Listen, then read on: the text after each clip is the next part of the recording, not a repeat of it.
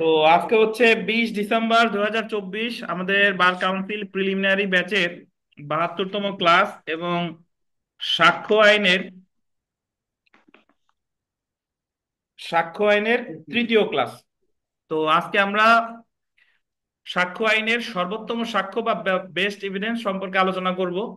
তো তার আগে আমরা গতদিন যা পড়েছি এটা একটু আলোচনা করি, কারণ বেস্ট এভিডেন্স পড়তে হলে আমাদের গতদিন যা পড়েছিলাম সেটা একটু বলা লাগবে। তো আমরা জানি যে সাক্ষ্য আইনের সকল সংজ্ঞা প্রদান করা হয়েছে তিন ধারায়। মানে সাক্ষ্য আইনের ইন্টারপ্রিটেশন ক্লজ বা ডেফিনেশন ক্লজ বলা যেতে পারে ধারা 3 কে। তো তিন ধারায় সাক্ষ্যের সংজ্ঞা দেওয়া হয়েছে। সাক্ষ্য আগে ছিল দুই প্রকার, মৌখিক সাক্ষ্য আর দালিলিক সাক্ষ্য। 2022 সালের নভেম্বর মাসের যে সংশোধনীটা এসেছে সেটা অনুযায়ী সাক্ষ্য বর্তমানে তিন প্রকার: মৌখিক সাক্ষ্য, দালিলিক সাক্ষ্য, আর একটা হলো ফরেনসিক সাক্ষ্য বা ফিজিক্যাল এভিডেন্স বা বিচার সহায়ক চিকিৎসা সাক্ষ্য, অনেকগুলো নাম। তো মৌখিক সাক্ষ্যের সংজ্ঞা তিন ধারায় প্রদান করা হলেও মৌখিক সাক্ষ্য আসলে যেটা বলছে যে সাক্ষীগণ আদালতে যে সাক্ষ্য প্রদান করে বিচার বা অনুসন্ধানেও বিষয় বিষয় সম্পর্কে, সেটা মৌখিক সাক্ষ্য। আচ্ছা, এখন মৌখিক সাক্ষ্যের সংজ্ঞা তিন ধারায় প্রদান করা হলেও মৌখিক সাক্ষ্য প্রমাণের পদ্ধতি এটা আলোচনা করছে 59 আর 60। 59 ধারায় বলা হয়েছে যে দলিল ছাড়া সকল বিষয়বস্তু মৌখিক সাক্ষ্য দ্বারা প্রমাণ করা যাবে, এটা হলো 59 ধারা। এবং 60 ধারা যেটা এখানে আলোচনা করছে যে মৌখিক সাক্ষ্য সর্বদা প্রত্যক্ষ হতে হবে, oral evidence must be direct. এখন প্রশ্ন এসে যায় যে প্রত্যক্ষ আসলে কাকে বলে? প্রত্যক্ষ হলো যে সাক্ষী সাক্ষ্য প্রদান করতেছে, তাকে যে বিষয়ে সে সাক্ষ্য প্রদান করতেছে ওটা তাকে অবশ্যই দেখতে হবে। দেখার সুযোগ না থাকলে সরাসরি ওই বিষয়টা কান দিয়ে সে শুনতে হবে, অথবা অন্য কোনো ইন্দ্রিয় দ্বারা সেটা অনুভব করতে হবে, অথবা যদি কোনো ব্যক্তি কোনো মতামত প্রদান করে তাহলে ওই মতামত কেন সে প্রদান করলো এটা আদালতে এসে তার কারণ মানে ওই বিষয়ে তাকে সাক্ষ্য প্রদান করতে হবে। এটাকেই বলে আপনার সাক্ষ্য। তো মৌখিক সাক্ষ্য প্রত্যক্ষ হতে হবে নেট এটা। পাই না, আমার বাড়ি যাওয়া লাগবে। তো প্রত্যক্ষ সাক্ষ্য বললাম। তো 60 ধারা অনুযায়ী অনুসারে তাহলে আপনার আহ মৌখিক সাক্ষ্য প্রত্যক্ষ হতে হবে, কিন্তু শোনা সাক্ষ্য 60 ধারা অনুসারে গ্রহণযোগ্য হবে না। শোনা সাক্ষ্য মানে হলো আমি কোনো জিনিস নিজে দেখি নাই, নিজে শুনি নাই, আমি অন্য মানুষের মুখের মারফত শুনছি, সে বলছে যে অমুক অমুক রে এই কাজ করছে বা অমুক অমুক রে হত্যা করছে, বাট আমি শুনি নাই, আমি আমি সরাসরি দেখি নাই, আমি হলো তার মুখের থেকে শুনেছি, এটাকে বলে হচ্ছে শোনা সাক্ষ্য। শোনা সাক্ষ্য 60 ধারা অনুসারে গ্রহণযোগ্য না। তো এছাড়া গতদিন আমরা পড়েছিলাম যে দালিলিক সাক্ষ্য, দলিলের সংজ্ঞা তো আসলে দেওয়া হয়েছে সাক্ষ্য আইনের কত ধারায়? 3 ধারায়। যে কোনো সংজ্ঞার কথা আসলেই সাক্ষ্য আইনের কত ধারায়? 3 ধারায়, যেখানে বলা হয়েছে যে দলিলের বিষয়বস্তু মানে আদালতে আদালতে মানে পরিদর্শনের জন্য যে সকল দলিল উপস্থাপন করা হয় তাহলে তাকেই বলে দালিলিক সাক্ষ্য। এখন দালিলিক সাক্ষ্য কিভাবে প্রমাণ করা যাবে বা দালিলিক সাক্ষ্যর এই সম্পর্কে বিস্তারিত আলোচনা করছে 61 থেকে 73 ধারা। 61 থেকে 73 ধারা। তো তার মধ্যে গতদিন আমরা 66 ধারা পর্যন্ত পড়েছিলাম, যেখানে বলা হয়েছে 61 ধারায় বলা হয়েছে যে দলিলের বিষয়বস্তু প্রাথমিক সাক্ষ্য দ্বারা বা মাধ্যমিক সাক্ষ্য দ্বারা প্রমাণ করা যেতে পারে। এখন প্রাথমিক সাক্ষ্য আর মাধ্যমিক সাক্ষ্য জিনিসটা আসলে কি এটা আবার ব্যাখ্যা করছে আমার 62 ধারায় প্রাথমিক সাক্ষ্যের সংজ্ঞা, 63 ধারায় কি মাধ্যমিক সাক্ষ্যের সংজ্ঞা। 62 ধারায় বলা হয়েছে স্বয়ং যে মূল দলিল সেটাকে বলে প্রাথমিক সাক্ষ্য, অথবা মূল দলিলের যদি একাধিক কপি থাকে সবগুলো এক প্রতিটা খণ্ডই হচ্ছে প্রাথমিক সাক্ষ্য। মনে আছে কিনা? এবং আরেকটা ব্যাখ্যা সেদিন আমরা দিয়েছিলাম, সেটা হলো যে ধরেন একটা মূল দলিল থেকে 100টা কপি তৈরি করা হলো, তাহলে ওই মূল দলিলটা হলো প্রাথমিক সাক্ষ্য, 100টা কপি হলো কি মাধ্যমিক সাক্ষ্য। কিন্তু যখন ওই 100টা কপির তুলনা করতেছে একে অন্যের সাথে তাহলে প্রত্যেকটাই প্রাথমিক সাক্ষ্য। মানে 100টার তুলনা যখন মূল দলিলের সাথে তখন মূল দলিল প্রাথমিক সাক্ষ্য, 100টা মাধ্যমিক সাক্ষ্য। বাট 100টার তুলনা করা হচ্ছে যখন কি একে অন্যের সাথে, নিজেদের সাথে, তাহলে একজনের সাপেক্ষে আর একজন কি প্রাথমিক সাক্ষ্য। এটা আমরা গতদিন ব্যাখ্যা করেছিলাম। এবং 63 ধারায় বলা হয়েছে মাধ্যমিক সাক্ষ্যের সংজ্ঞা। 63 ধারায় যেখানে বলা হয়েছে যে মাধ্যমিক সাক্ষ্য বা গৌণ সাক্ষ্য বা সেকেন্ডারি এভিডেন্স 5 ধরনের হতে পারে। কয় ধরনের? 5 ধরনের। তার মধ্যে 63-এর একে যেটা বলছে জাবেদা নকল বা সার্টিফাইড কপি, এটা হলো সরকারি দলিলের জাবেদা নকল, এক ধরনের কি সাক্ষ্য? মাধ্যমিক সাক্ষ্য। আমরা ওই যে সাব রেজিস্ট্রি অফিস থেকে, তারপরে ওই যে ডিসি অফিস থেকে দলিলের যে সকল যা যা সংগ্রহ করে থাকি, সার্টিফাইড কপি, অবিকল নকল, এটা হচ্ছে কি? মাধ্যমিক সাক্ষ্য। 63-এর 1। 63-এর 2 বলছিল যে মূল দলিল থেকে কোন দলিল যদি তৈরি করা হয় যান্ত্রিক উপায়, ধরেন আপনার একটা মূল দলিল আছে, আপনি আইন পাঠকে ফটোকপি করেছেন, আপনি আইন পাঠকে ছবি তুলে প্রিন্ট করেছেন, এগুলা এগুলা যে আপনি যে যে কপিগুলো তৈরি করতেছেন, এটা কোন উপায়ে? যান্ত্রিক উপায়ে। তাহলে মূল দলিল থেকে যান্ত্রিক উপায়ে যদি কোনো কপি তৈরি করা হয়, তখন সেটাকে বলে কি বলেন? সেটাকে বলে আপনার মাধ্যমিক সাক্ষ্য। এটা হলো কত? 63-র কত? 2। এখন আমরা চলে আসি 63-র 3। 63-র 3, 63-র 3-এ বললো যে আপনি মূল দলিল থেকে অবিকল নকল তৈরি করছেন, বাট সেটা যান্ত্রিক উপায়ে না। সেটা যান্ত্রিক উপায়ে না। উদাহরণস্বরূপ বলা যেতে পারে যে আপনি ধরেন যে মূল দলিল আইন পাঠ একটা বই, আপনি আইন পাঠ বই হুবহু হাতে লিখছেন, আইন পাঠ বই যেভাবে যেভাবে আছে এই সকল তথ্যগুলি নিয়ে একটা বই আপনি হাতে লিখেছেন। তো এটাও মাধ্যমিক সাক্ষ্য। এটা হলো 63-র 3। 63-র 3। এখন আমরা চলে আসি 63-র 4। 63-র 4 আমি আপনাদের ব্যাখ্যা করেছিলাম যে যখন ওই যে ইয়াজ বদলের একটা কাহিনী বলছিলাম, একই দলিলের কিন্তু দুইজনের কাছে 2 কপি আছে, কিন্তু আমি যেটা সিগনেচার করছি এটা আছে আরেকজনের কাছে, আর একজন যেটা সিগনেচার করছে এটা আছে আমার কাছে। তাহলে আমার সিগনেচার করা কপি আমার ক্ষেত্রে প্রাথমিক সাক্ষ্য, কিন্তু আমার সিগনেচার কপি ওর ক্ষেত্রে মাধ্যমিক সাক্ষ্য। আবার আর একজনের সিগনেচার করা কপি তার সাপেক্ষে প্রাথমিক সাক্ষ্য, কিন্তু আমার সাপেক্ষে মাধ্যমিক সাক্ষ্য। এতটুকুও যে বুঝবেন না, এতটুকুও যে বুঝবেন না, তার জন্য বলি চেকের মুড়ি। চেকের মুড়ি, চেকের মুড়ি হচ্ছে কি সাক্ষ্য? মাধ্যমিক সাক্ষ্য। চেকের মুড়ি মানে আমরা তো চেকের 2টা অংশ থাকে, একটা অংশ সিগনেচার করে চেকে ব্যাংকে দিয়ে দিই, আর একটা অংশ আমার সাথেই থাকে। তাহলে আমার কাছে যে অংশটা আছে চেকের মুড়ি, এটা আমার ক্ষেত্রে কি? মাধ্যমিক সাক্ষ্য। জি। এবং 63-র 5-এ আমরা যেটা পড়েছিলাম যে মূল দলিল দেখেছে এমন কোন ব্যক্তির মৌখিক সাক্ষ্য প্রদান করা হলেও সেটা মাধ্যমিক সাক্ষ্য। যেরকম বলা যেতে পারে, আমি 5ই আগস্টে ঘটনার পর অনেক সরকারি অফিসে অনেক হামলা হয়েছে, অনেক মূল দলিল দেখা গেল তখন কি হয়ে গেছে? ধ্বংস হয়ে গেছে। তো ওই মূল দলিল যারা যদি কেউ দেখে থাকে, তাহলে ওটা কি সাক্ষ্য? মাধ্যমিক সাক্ষ্য। তো এ হচ্ছে মোটামুটি মাধ্যমিক সাক্ষ্য কোনগুলা। তো 64 ধারায় বলছে, যদিও 61 ধারায় বলছে যে দলিলের বিষয়বস্তু প্রাথমিক সাক্ষ্য বা মাধ্যমিক সাক্ষ্য দ্বারা প্রমাণ করা যায়, বাট 64 ধারায় এসে বললো যে ব্যতিক্রম ছাড়াও সবসময় প্রমাণ করতে হবে কি দিয়ে? প্রাথমিক সাক্ষ্য দ্বারা। অর্থাৎ ব্যতিক্রম প্রেক্ষাপটেই আপনার আপনি এই ফটোকপি টটোকপি এইগুলা সার্টিফাইড কপি দেখাইতে পারেন, আর অন্যান্য সবসময় কি দেখাইতে হবে? কি? মূল কপি, প্রাথমিক সাক্ষ্য। তাহলে ব্যতিক্রম গুলা আবার বলা আছে 65 ধারায়। ব্যতিক্রম ওখানে ছিল, আমরা কতদিন পড়েছিলাম, ব্যতিক্রম ছিল কয়টা?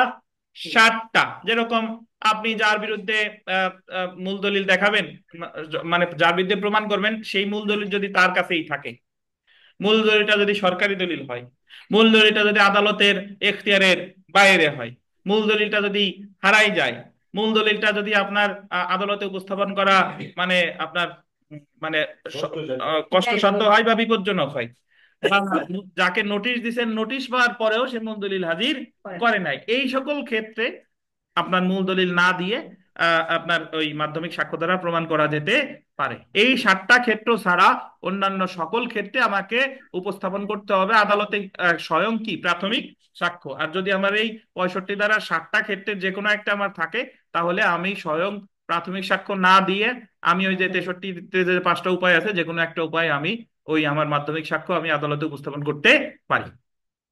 তো 66 ধারা কতদিন দেখাইছিলাম বা যেটা বললাম, 66 হলো যে আপনার কি দেওয়া বলেন? নোটিশ। নোটিশ, নোটিশ দেওয়া যে অমুক দলিল আপনি হাজির করেন। যদি সে হাজির না করে, তাহলে কিন্তু ফটোকপিও প্রমাণ করা, মানে ফটোকপি ব্যবহার করা যাবে। তো এখন আজকে আমরা যেটা দিয়ে পড়া শুরু করব সেটা হলো সর্বোত্তম সাক্ষ্য। সর্বোত্তম সাক্ষ্য, দ্য বেস্ট এভিডেন্স। তো এই সর্বোত্তম সাক্ষ্যের কিন্তু কোনো সংজ্ঞা আমাদের সাক্ষ্য আইন যদি আপনি তল্লাশি করেন, সার্চ ওয়ারেন্ট দিয়েও তল্লাশি করেন, সর্বোত্তম সাক্ষ্য কিন্তু ওখানে কোনো জায়গায় বলা নাই।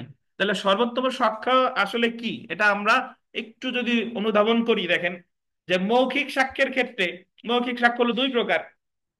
একটা হলো আপনার প্রত্যক্ষ সাক্ষ্য, আর একটা হচ্ছে কি পরোক্ষ সাক্ষ্য বা শোনা সাক্ষ্য। তাহলে এই দুইটার ভিতরে ভালো কোনটা? প্রত্যক্ষ। তাহলে মৌখিক সাক্ষ্যের ক্ষেত্রে সর্বোত্তম সাক্ষ্য কোনটা? প্রত্যক্ষ সাক্ষ্য। বুঝেন কিনা? আর দালিলিক সাক্ষ্য কয় প্রকার? দুই প্রকার। একটা হলো প্রাথমিক সাক্ষ্য, আর একটা কি মাধ্যমিক সাক্ষ্য। তাহলে ব্যতিক্রম ছাড়া সবসময় দলিলের বিষয়বস্তু প্রমাণ করতে হবে কি দ্বারা? প্রাথমিক সাক্ষ্য দ্বারা। তাহলে এই দালিলিক সাক্ষ্যের ক্ষেত্রে সর্বোত্তম সাক্ষ্য কোনটা? প্রাথমিক সাক্ষ্য। তাহলে আমরা বলতে পারি, এখন আপনি যদি বলেন যে মৌখিক সাক্ষ্য আর দালিলিক সাক্ষ্যের মধ্যে সর্বোত্তম কোনটা, দুইটাই সর্বোত্তম। যে জায়গা দলিলের বিষয়বস্তু সে জায়গা মৌখিক সাক্ষ্য কাজ হবে না, আর যে জায়গা মৌখিক সাক্ষ্য আছে সে জায়গা তো দলিল দিলে আপনার কাজ হবে না। বুঝতে পারছেন? তার মানে মৌখিক সাক্ষ্যের ক্ষেত্রে সর্বোত্তম সাক্ষ্য হলো প্রত্যক্ষ সাক্ষ্য, আর দালিলিক সাক্ষ্যের ক্ষেত্রে সর্বোত্তম সাক্ষ্য কি? প্রাথমিক সাক্ষ্য। এই তো সর্বোত্তম সাক্ষ্যের কথা। তো তো একটু যদি আমরা পড়ি, দেখেন যে সর্বোত্তম সাক্ষ্যের ধারণা সাক্ষ্য আইনে ব্যক্তভাবে প্রকাশ করা না হলেও, আন্ডারলাইন করেন, ব্যক্তভাবে প্রকাশ করে নাই। ব্যক্তভাবে প্রকাশ করে নাই মানে হচ্ছে কি, মানে সরাসরি বলা হয়নি। সাক্ষ্য আইনে নিহিতভাবে উল্লেখ আছে। সাক্ষ্য আইন অনুযায়ী মৌখিক সাক্ষ্য অবশ্যই প্রত্যক্ষ হতে হবে। মৌখিক সাক্ষ্য প্রত্যক্ষ হলে সেই ক্ষেত্রে মৌখিক সাক্ষ্য সর্বোত্তম সাক্ষ্য হিসেবে গণ্য হবে এবং সেটা গ্রহণযোগ্য। যেমন যে বিষয় দেখা যায় উক্ত বিষয় তিনি নিজের চোখে দেখেছে, তিনি মৌখিক সাক্ষ্য দিলে সেটা সর্বোত্তম সাক্ষ্য হিসেবে গ্রহণযোগ্য হবে নাকি? অন্যদিকে দালিলিক সাক্ষ্যের ক্ষেত্রে মূল বা প্রাথমিক সাক্ষ্য দ্বারা দলিলের বিবরণ প্রমাণ করতে হয়। সুতরাং দালিলিক সাক্ষ্যের ক্ষেত্রে প্রাথমিক সাক্ষ্য হলো কি? সর্বোত্তম সাক্ষ্য। সর্বোত্তম সাক্ষ্যের মূলনীতি হলো প্রাথমিক সাক্ষ্য মাধ্যমিক সাক্ষ্যকে বিতাড়িত করে। এটার একটু আন্ডারলাইন করেন, প্রাথমিক সাক্ষ্য মাধ্যমিক সাক্ষ্যকে বিতাড়িত করে। অর্থাৎ যদি কোথাও স্বয়ং মূল দলিল থাকে, তখন এই প্রাথমিক সাক্ষ্য মাধ্যমিক সাক্ষ্যকে কি করবে? বিতাড়িত করবে। আপনার যদি মূল দলিলও থাকে ফটোকপিও থাকে, তখন আপনার দেখাইতে হবে কোনটা? মূল দলিল। অর্থাৎ যেখানে প্রাথমিক সাক্ষ্য থাকে বা মূল দলিলটি থাকে সেখানে মাধ্যমিক সাক্ষ্য গ্রহণযোগ্য না। কোনো কিছু প্রাথমিক সাক্ষ্য দ্বারা প্রমাণিত হলে সেখানে মাধ্যমিক সাক্ষ্যের কোনো গুরুত্ব থাকে না। সর্বোত্তম সাক্ষ্যের ধারণা সাক্ষ্য আইনের, এটা একটু গোল দিবেন, 60 এবং 64 দ্বারা উল্লেখ করা হয়েছে। তাহলে সর্বোত্তম সাক্ষ্যের ধারণা সাক্ষ্য আইনের কত কত ধারায়? 60 ধারায় আর 64 ধারায়। কারণ 60 ধারায় বলা হয়েছে মৌখিক সাক্ষ্য অবশ্যই প্রত্যক্ষ হতে হবে, এবং 64 ধারায় বলা হয়েছে ব্যতিক্রম ছাড়া সকল ক্ষেত্রে অবশ্যই প্রাথমিক সাক্ষ্য দ্বারা দলিল প্রমাণ করতে হবে। তো এখন সর্বোত্তম সাক্ষ্য আশা করি আপনারা বুঝতে পেরেছেন। সর্বোত্তম সাক্ষ্য মৌখিক সাক্ষ্যের ক্ষেত্রে কোনটা? প্রত্যক্ষ সাক্ষ্য। আর দালিলিক সাক্ষ্যের ক্ষেত্রে কোনটা? প্রাথমিক সাক্ষ্য। তো আমরা চলে আসি শোনা সাক্ষ্য। শোনা সাক্ষ্য বা হেয়ার্স এভিডেন্স, এই জায়গায় আপনি একটু লেখেন জনশ্রুত সাক্ষ্য বা শ্রুত সাক্ষ্য লিখে রাখেন। শোনা সাক্ষ্যের সিনোনিম বা প্রতিশব্দ বলা যেতে পারে জনশ্রুত সাক্ষ্য বা শ্রুত সাক্ষ্য বা শোনা সাক্ষ্য বা হেয়ার্স এভিডেন্স।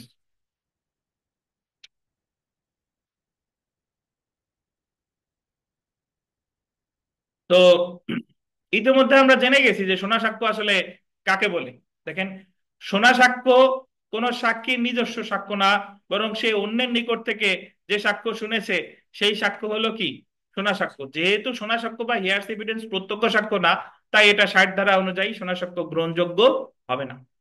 এখন গতদিন একজন প্রশ্ন করেছিলেন যে স্যার, যে তাহলে কি শোনা সাক্ষ্য কখনোই গ্রহণযোগ্য হবে না? কখনোই গ্রহণযোগ্য হবে কিনা সেটা পরের ব্যাপার, বাট 60 ধারা এটা গ্রহণযোগ্য হবে না। এখন আমরা দেখি যে যে সকল ক্ষেত্রে শোনা সাক্ষ্য গ্রহণযোগ্য হতে পারে সেই প্রশ্নের উত্তর। দেখেন, আইনের সাধারণ নিয়ম হলো শোনা সাক্ষ্য সাক্ষ্য হিসেবে গ্রহণযোগ্য না, কিন্তু কিছু ব্যতিক্রম ক্ষেত্রে শোনা সাক্ষ্য গ্রহণযোগ্য হতে পারে। নিম্নলিখিত ক্ষেত্রে শোনা সাক্ষ্য সাক্ষ্য হিসেবে গ্রহণযোগ্য হতে পারে কি কি? দেখেন, 1 নম্বরে যদি আমরা দেখি, 6 ধারার অধীন সংগঠিত ব্যাপার নীতির ক্ষেত্রে, রেস গেস্টি নীতির ক্ষেত্রে বলছে যে, 6 ধারায় বলতেছে যে সংগঠিত ব্যাপার নীতি বা রেস গেস্টি নীতির ক্ষেত্রে শোনা সাক্ষ্য গ্রহণযোগ্য। এখন যদি বলেন যে স্যার রেজ গেস্টি নীতি কি, এখন বলবো না, রেজ গেস্টি নীতি আমরা সামনে 6 ধারায় গিয়ে পড়বো, তখন গিয়ে ব্যাখ্যাটা করব। আপাতত মনে রাখেন যে সংগঠিত ব্যাপার নীতির ক্ষেত্রে শোনা সাক্ষ্য গ্রহণযোগ্য। তারপরে দেখেন 32 এবং 33 ধারায় মৃত ব্যক্তি খুঁজে পাওয়া যায় না এমন ব্যক্তির বক্তব্যের ক্ষেত্রে, যেমন মৃত্যুকালীন ঘোষণার ক্ষেত্রে শোনা সাক্ষ্য প্রাসঙ্গিক। তো এটাও আমরা সামনে গিয়ে পড়বো। বাট আপনাদের যদি একটু বলি যে মৃত্যু 32 এবং 33 ধারায় বলছে, ধরেন একজন ব্যক্তি উম মারা যাওয়ার আগে ডাক্তার সাহেবের কাছে বলে গেছে যে অমুক অমুক অমুক আমাকে এমন প্রহার করেছে যে আমি যে কোনো সময় মারা যেতে পারি। তো ডাক্তার সাহেব তো আর ঘটনাস্থলে ছিলেন না। ডাক্তার সাহেব এই কথাটা শুনতে কার কাছ থেকে? ভিকটিমের কাছ থেকে। পরে ওই লোকটা মারা গেছে, তখন ডাক্তার সাহেব আবার এটা ওই লোকের মৃত্যুকালীন ঘোষণা প্রমাণ করতে পারবে। ডাক্তার সাহেব বলতে পারবে যে সে মারা যাওয়ার আগে আমার কাছে এই কথা বলে গেছে। তো নর্মালি 60 ধারাইতে শোনা সাক্ষ্য গ্রহণযোগ্য না, কিন্তু এই ক্ষেত্রে শোনা সাক্ষ্য গ্রহণযোগ্য। তারপরে দেখেন অ্যাডমিশন এন্ড কনফেশনের ক্ষেত্রে, অ্যাডমিশনস মানে হলো স্বীকৃতি, কনফেশন মানে হলো স্বীকারোক্তি বা দোষ স্বীকার বা অপরাধ স্বীকার। এই তিনটা জিনিসই আমরা খুব ভালোভাবে পড়বো। তো এটা আপাতত আমরা এতটুকু এখন মনে রাখবো যে সোনা সরকার গ্রহণযোগ্য হতে পারে 6 ধারার ক্ষেত্রে, 32 33 ধারার ক্ষেত্রে। আর অ্যাডমিশন কনফেশন এটা আপনি একটু ব্র্যাকেটে লেখেন যে 17 থেকে 31 ধারা, 17 থেকে 31 ধারা। অ্যাডমিশন কনফেশন আছে কত ধারা থেকে কত ধারা? 17 থেকে 31 ধারা। এই ছবি থেকে কিসের গন্ধ পান? না আমার সোনা সাক্ষ্যের? চা খাই দেবে না, আমার একটু কাশি কাশি হইলো। তা খান, কাশি কাশি আসতে দিয়েন, আমার অভিযোগ আছে কমেন্টে। আমি তো দেখেন, দেখেন, নাকের নাকে ওড়না দিতে সেটা দেখেন। ভাবতেছেন। আচ্ছা, দেখেন, তার মাঝে গন্ধ তাহলে পাচ্ছি। ভাই পরীক্ষায় প্রশ্ন আসে এইভাবে যে জনশ্রুত সাক্ষ্য বা শ্রুত সাক্ষ্য গ্রহণযোগ্য হতে পারে নিম্নের কোন ক্ষেত্রে? সংগঠিত ব্যাপার নীতি, ধারা 32 ও 33, স্বীকৃতি ও স্বীকারোক্তির ক্ষেত্রে, উপরের সব ক্ষেত্রে। কি হবে? উপরের সব ক্ষেত্রে। ঠিক আছে। তো আমরা উদাহরণটা যদি দেখি, উদাহরণ যে আরিফ মারা যাওয়ার আগে তার মৃত্যুর কারণ উল্লেখ করে বীথিকার নিকট বক্তব্য দিল। অর্থাৎ আরিফের মৃত্যুর কারণ বীথিকা শুনেছে, এবং এই কারণে বীথিকা এর সাক্ষ্যটি হবে কি সাক্ষ্য? শোনা সাক্ষ্য। যেহেতু আরিফের খুনের বিচারের সময় আরিফকে সাক্ষী হিসেবে হাজির করা সম্ভব না, আরিফকে কিভাবে আনবেন? সে তো চলে গেছে। সেহেতু 32 ধারা অনুসারে আরিফের মৃত্যুকালীন ঘোষণা যেটা বীথিকা শুনেছে সেটা গ্রহণযোগ্য হতে পারে, যদিও বীথিকার সাক্ষ্যটি হবে কি সাক্ষ্য? শোনা সাক্ষ্য। বুঝতে পারছেন? আচ্ছা, তো সংক্ষেপে মনে রাখুন, এখানে যদি আমরা একটু দেখি, মনে যা যা রাখার এখানে সবই আমরা মনে রাখবো ইনশাল্লাহ। দেখেন 61 ধারা অনুযায়ী কোন দলিলের বিবরণ প্রাথমিক সাক্ষ্য বা মাধ্যমিক সাক্ষ্য দ্বারা প্রমাণ করা যেতে পারে। 59 ধারা অনুযায়ী দলিলের বিবরণ মৌখিক সাক্ষ্য দ্বারা প্রমাণ করা যায় না, এটা তো আমরা জানি নাকি? 4 নাম্বার পয়েন্টটা দেখেন যে 63 ধারায় গোল দিবেন 5 ধরনের সাক্ষ্যকে মাধ্যমিক সাক্ষ্য হিসেবে উল্লেখ করা হয়েছে। কয় ধরনের? 5 ধরনের।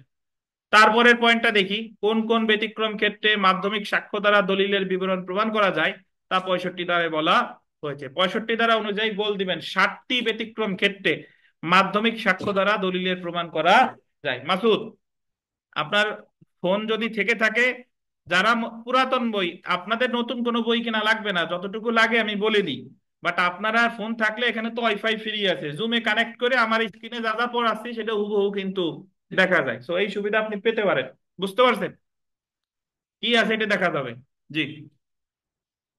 তারপরে এখন আমার তো সামর্থ্য নাই, নাই তো সবার সামনে একটা ট্যাব বসাই দিতাম যে কি কি কি আছে সেটা দেখতেছেন। বুঝতে পারছেন? হ্যাঁ, দেখেন ডিজিটাল ওই সংসদ ভবনের মতো সবার কানে এক একটা ইয়ারফোন থাকতো, ট্যাব নিয়ে বসে বসেন। জি। তো এবং পরীক্ষাগুলো ডিজিটালি হতো, এটা সামনে একসময় হবে ইনশাল্লাহ। দেখেন ডিজিটাল রেকর্ড সম্পর্কিত সাক্ষ্য বিষয়ে বিষয়ে বিশেষ বিধানসমূহ আন্ডারলাইন, এটা একটু বলতেন, 65 ক ধারায় আলোচনা করা হয়েছে। মানে ডিজিটাল রেকর্ড সম্পর্কে সাক্ষ্য কিভাবে দিবে বিধানসমূহ, এটা 65 ক ধারায় আলোচনা করা হয়েছে। সুমন সেন বলেন তো যে ডিজিটাল রেকর্ডস কাকে বলে ভাই?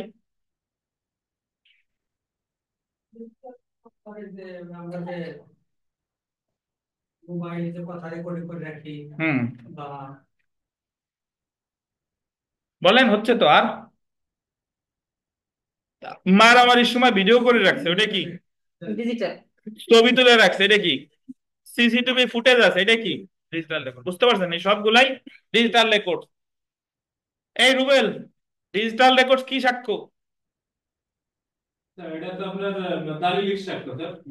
হ্যাঁ, ফরেনসিক সাক্ষ্য না দালিলিক সাক্ষ্য? স্যার ওই ফরেনসিক ফরেনসিক দেখছেন? হয়তো দেখছেন? ডিজিটাল রেকর্ডস দালিলিক সাক্ষ্য, হ্যাঁ। ডিজিটাল রেকর্ডস কিন্তু ফরেনসিক এভিডেন্স না। না। যারা বুঝতেছেন না তাদের জন্য বলি, ফরেনসিক সাক্ষ্য হলো আপনার শরীর রিলেটেড যা যা আছে, শরীর রিলেটেড, সেটা হলো ফরেনসিক সাক্ষ্য। বুঝতে পারছেন? আপনার ওই যে কোনো পরীক্ষা, আঙ্গুলের ছাপ, এই যা বিভিন্ন যা যা আছে, এগুলো হচ্ছে কি ফরেনসিক সাক্ষ্য, ডিএনএ রিপোর্ট এগুলা। দেখেন, তো 65 ক ধারা অনুসারে ডিজিটাল রেকর্ডের বিবরণ 65 খ ধারায় উল্লেখিত বিধান অনুসারে প্রমাণ করা যেতে পারে। মানে ডিজিটাল রেকর্ডের বিধান সমূহ বলছে 65 কতে, আর ডিজিটাল রেকর্ডের বিবরণ কিভাবে প্রমাণ করা যেতে পারে এটা আছে 65 খতে। অন্যদিকে দেখেন, অন্যদিকে ডিজিটাল রেকর্ডস এর গ্রহণযোগ্যতা, অ্যাডমিজিবিলিটি অফ ডিজিটাল রেকর্ড 65 খ ধারায় আলোচনা করা হয়েছে। মানে ডিজিটাল রেকর্ড যদি আপনি আদালতে উপস্থাপন করেন, এটা কি গ্রহণযোগ্য হবে কিনা, এটা বলা হয়েছে কত ধারায়? 65 খ। সো এটা একটু আন্ডারলাইন করবেন যে অ্যাডমিজিবিলিটি অফ ডিজিটাল রেকর্ডস এটা আছে 65 কত ধারায়? অ্যাডমিজিবিলিটি অফ ডিজিটাল রেকর্ডস মানে ডিজিটাল রেকর্ডস এর গ্রহণযোগ্যতা কত ধারায়? 65 খ। স্যার এখানে 65 কত তো আমার ডিজিটাল রেকর্ডে বিবরণ পরের পরের পয়েন্ট দেখেন, দেখেন, হ্যাঁ ওই যে পরের পয়েন্ট দেখেন, 67 ক ধারায় ডিজিটাল স্বাক্ষর প্রমাণ সংক্রান্ত বিধান আলোচনা করা হয়েছে। Proof as to digital signature. Digital signature কাকে বলে আমি একটু বুঝাই। দেখেন, ডিজিটাল সিগনেচার হচ্ছে যে যেটা অনলাইনে যে সিগনেচারটা ব্যবহার করে, ডিজিটাল সিগনেচার। ধরেন আপনারা বাংলাদেশ বার কাউন্সিল পরীক্ষার যে অ্যাডমিট কার্ড পান বা যে রেজিস্ট্রেশন কার্ড পান, সেখানে আর এখন হাতে হাতে সিগনেচার কিন্তু থাকে না। ওখানে অটোমেটিক্যালি একটা যে কন্ট্রোলারের একটা সিগনেচার থাকে বা সচিবের একটা সিগনেচার থাকে। ওইটা কি সিগনেচার? Digital signature. বুঝতে পারছেন? তো এই ডিজিটাল স্বাক্ষর প্রমাণ সংক্রান্ত বিধান আলোচনা করা হয়েছে কততে? 67 ক। ডিজিটাল স্বাক্ষর সত্যায়ন বিষয়ে, proof as to verification of digital signature 73 ক ধারায় আলোচনা করা হয়েছে। আপনাদের যাদের এই 73 ক, 65 ক, খ এগুলা নিয়ে যদি মনে করেন যে আমার ভেজাল লাগতেছে, না পড়লেও সমস্যা নাই, এই জায়গা থেকে হাইয়েস্ট গেলে 2-1 মার্ক আসবে। বুঝতে পারছেন? 2022-এর যে সংশোধনী এসেছে, তো তার ভিতরে 2-1 মার্কের ভিতরে ইনশাল্লাহ আমরা কিছু পাবো। আর আপনার যদি জটিল লাগে, চেষ্টা করবেন যে যতদূর মনে রাখা যায়, না হলে তো আপনার তো আর মাইরে তো আর ফেলানো যাবে না, বাট চেষ্টা করতে থাকেন। তো আমরা বিগত বছরের প্রশ্নে চলে আসি। দেখেন, 2012 সালের পরীক্ষা একটা প্রশ্ন এসেছে যে কোন সাক্ষ্য সাধারণত গ্রহণযোগ্য নয়? অন্যের নিকট শোনা ভিত্তিক সাক্ষ্য। আমরা সেলফ প্র্যাকটিসে অনেক প্রশ্ন আছে, এগুলা মোটামুটি গুরুত্বপূর্ণ সবই। সবাই পড়ে নেবেন, যদি কোনো প্রশ্ন নিয়ে সমস্যা থাকে আমাকে জিজ্ঞাসা করতে পারেন। আর এখানে আমি বেশ কয়েকটা পড়তেছি যেগুলা গুরুত্বপূর্ণ বলে আমি মনে করি। 1 নম্বরটা একটু যদি দেখেন, সাক্ষ্য আইনের ড্যাশ ধারায় মৌখিক সাক্ষ্য দ্বারা ঘটনা প্রমাণ এবং ড্যাশ ধারায় দলিলের বিবরণ পদ্ধতি নিয়ে আলোচনা করা হয়েছে। তো সাক্ষ্য আইনের 59 ধারায় বলছে যে দলিলের বিষয়বস্তু ছাড়া সকল বিষয় মৌখিক সাক্ষ্য দ্বারা প্রমাণ করা যায়। আর 61 ধারায় বলছে দলিলের বিবরণ প্রমাণ করা যায় প্রাথমিক সাক্ষ্য দ্বারা বা মাধ্যমিক সাক্ষ্য দ্বারা। তো 2 নম্বর প্রশ্নটা যদি দেখেন, দলিলের বিবরণ প্রমাণ, proof of contents of documents, এটা আছে দলিলের বিবরণ প্রমাণ, এটা আছে 61 দলিলের বিবরণ প্রমাণ। 4 নম্বর প্রশ্নটা দেখেন, দ্য এভিডেন্স অ্যাক্ট 1872-এর কোন ধারায় বলা হয়েছে দ্য কন্টেন্টস অফ ডকুমেন্টস মানে দলিলের বিষয়বস্তু মে বি প্রুফ প্রমাণ করা যেতে পারে either by primary or by secondary evidence, প্রাথমিক সাক্ষ্য অথবা মাধ্যমিক সাক্ষ্য দ্বারা। কত দ্বারায়? 61 দ্বারায়। তো ইংরেজি দেখেই অনেকে ভয় পান, বিষয়টা কিন্তু তা না। যে ইংরেজি আছে আমরা কিন্তু সব এগুলা এখান থেকে পড়া হয়ে যায়, তো এটা ভয় পাওয়ার কোনো কারণ নেই, ওটা হলো মনের ভয়। দেখেন 6 নম্বরটা দেখেন, বরং ইংরেজি প্রশ্নে আরো প্যাচ কম থাকে। বুঝতে পারছেন? ইংরেজি প্রশ্নে প্যাচ থাকে না, জাস্ট আপনার ধরতে হবে যে এই জিনিস চাইছে। 6 নম্বরটা দেখেন, the contents of documents may be proved either by dash or by dash, মানে প্রাইমারি অথবা কি সেকেন্ডারি। এখানে কিন্তু অর আছে, এন্ড না। কি বলেন তো? বা অর বলেন তো। যদি এন্ড থাকতো তাহলে আমার প্রাইমারিও লাগতো, সেকেন্ডারিও লাগতো নাকি? আর অর থাকলে মানে কি একটা যে কোনো একটা। তো এরপরে মোটামুটি অন্যান্য যে প্রশ্নগুলো আছে, 13 নম্বর প্রশ্নটা একটু যদি আমরা দেখি, যে কতিপয় খণ্ডে সম্পাদিত প্রত্যেকটি দলিল, কতিপয় খণ্ডে সম্পাদিত প্রত্যেকটা দলিল বিথিকা কি? প্রাথমিক সাক্ষ্য। তুমি 14 নম্বর দেখেন, সাক্ষ্য আইনের 63 ধারায় কয় শ্রেণীর দলিলকে মাধ্যমিক সাক্ষ্য হিসেবে অন্তর্ভুক্ত করা হয়েছে? 63 ধারায় কয় শ্রেণী? 5 শ্রেণী। 7 না, কয় শ্রেণী? 5। জি। 17 দেখেন, 17 যে প্রাথমিক সাক্ষ্য দ্বারা দলিল প্রমাণ, proof of documents by primary evidence, সাক্ষ্য আইনের কত ধারায় আছে? 64 ধারায়। প্রাথমিক সাক্ষ্য দ্বারাই প্রমাণ করতে হবে, ব্যতিক্রম ছাড়া। 64 কততে? 64। তো 19 নাম্বারটা দেখেন, যে documents must be proved by primary evidence except in the cases hereinafter mention, বিধানটি দ্য এভিডেন্স অ্যাক্ট 1872 এর কত ধারার বিধান? ওই যে ডকুমেন্টস মাস্ট বি প্রুভড মানে দলিল অবশ্যই প্রমাণ করতে হবে বাই প্রাইমারি এভিডেন্স, প্রাথমিক সাক্ষ্য দ্বারা, এক্সেপ্ট ব্যতীত, in the cases hereinafter mention. তো বুঝতে পারছেন? তো তারপরে 23 নম্বর প্রশ্নটা যদি আমরা একটু দেখি, দেখেন যে সাক্ষ্য আইনের 65 ধারা অনুযায়ী কয়টি ব্যতিক্রম ক্ষেত্রে মাধ্যমিক সাক্ষ্য দ্বারা দলিল প্রমাণ করা যায়? কয়টি? 7টি।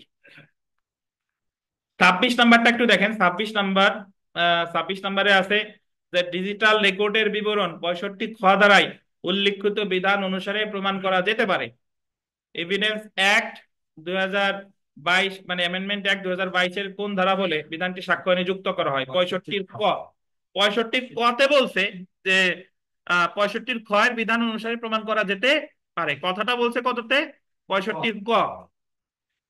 27 নাম্বারটা দেখেন, ডিজিটাল রেকর্ডের বিবরণ প্রমাণ করতে হবে ড্যাশ ধারা অনুসারে, 65 খ ধারা অনুসারে।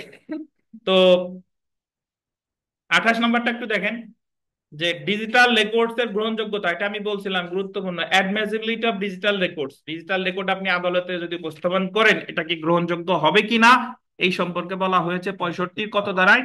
খ ধারায়। 65 খ ধারায়। তারপরে মোটামুটি এখানে অন্যান্য যা আছে এগুলো সব পারবেন। 35 নাম্বারটা একটু দেখেন।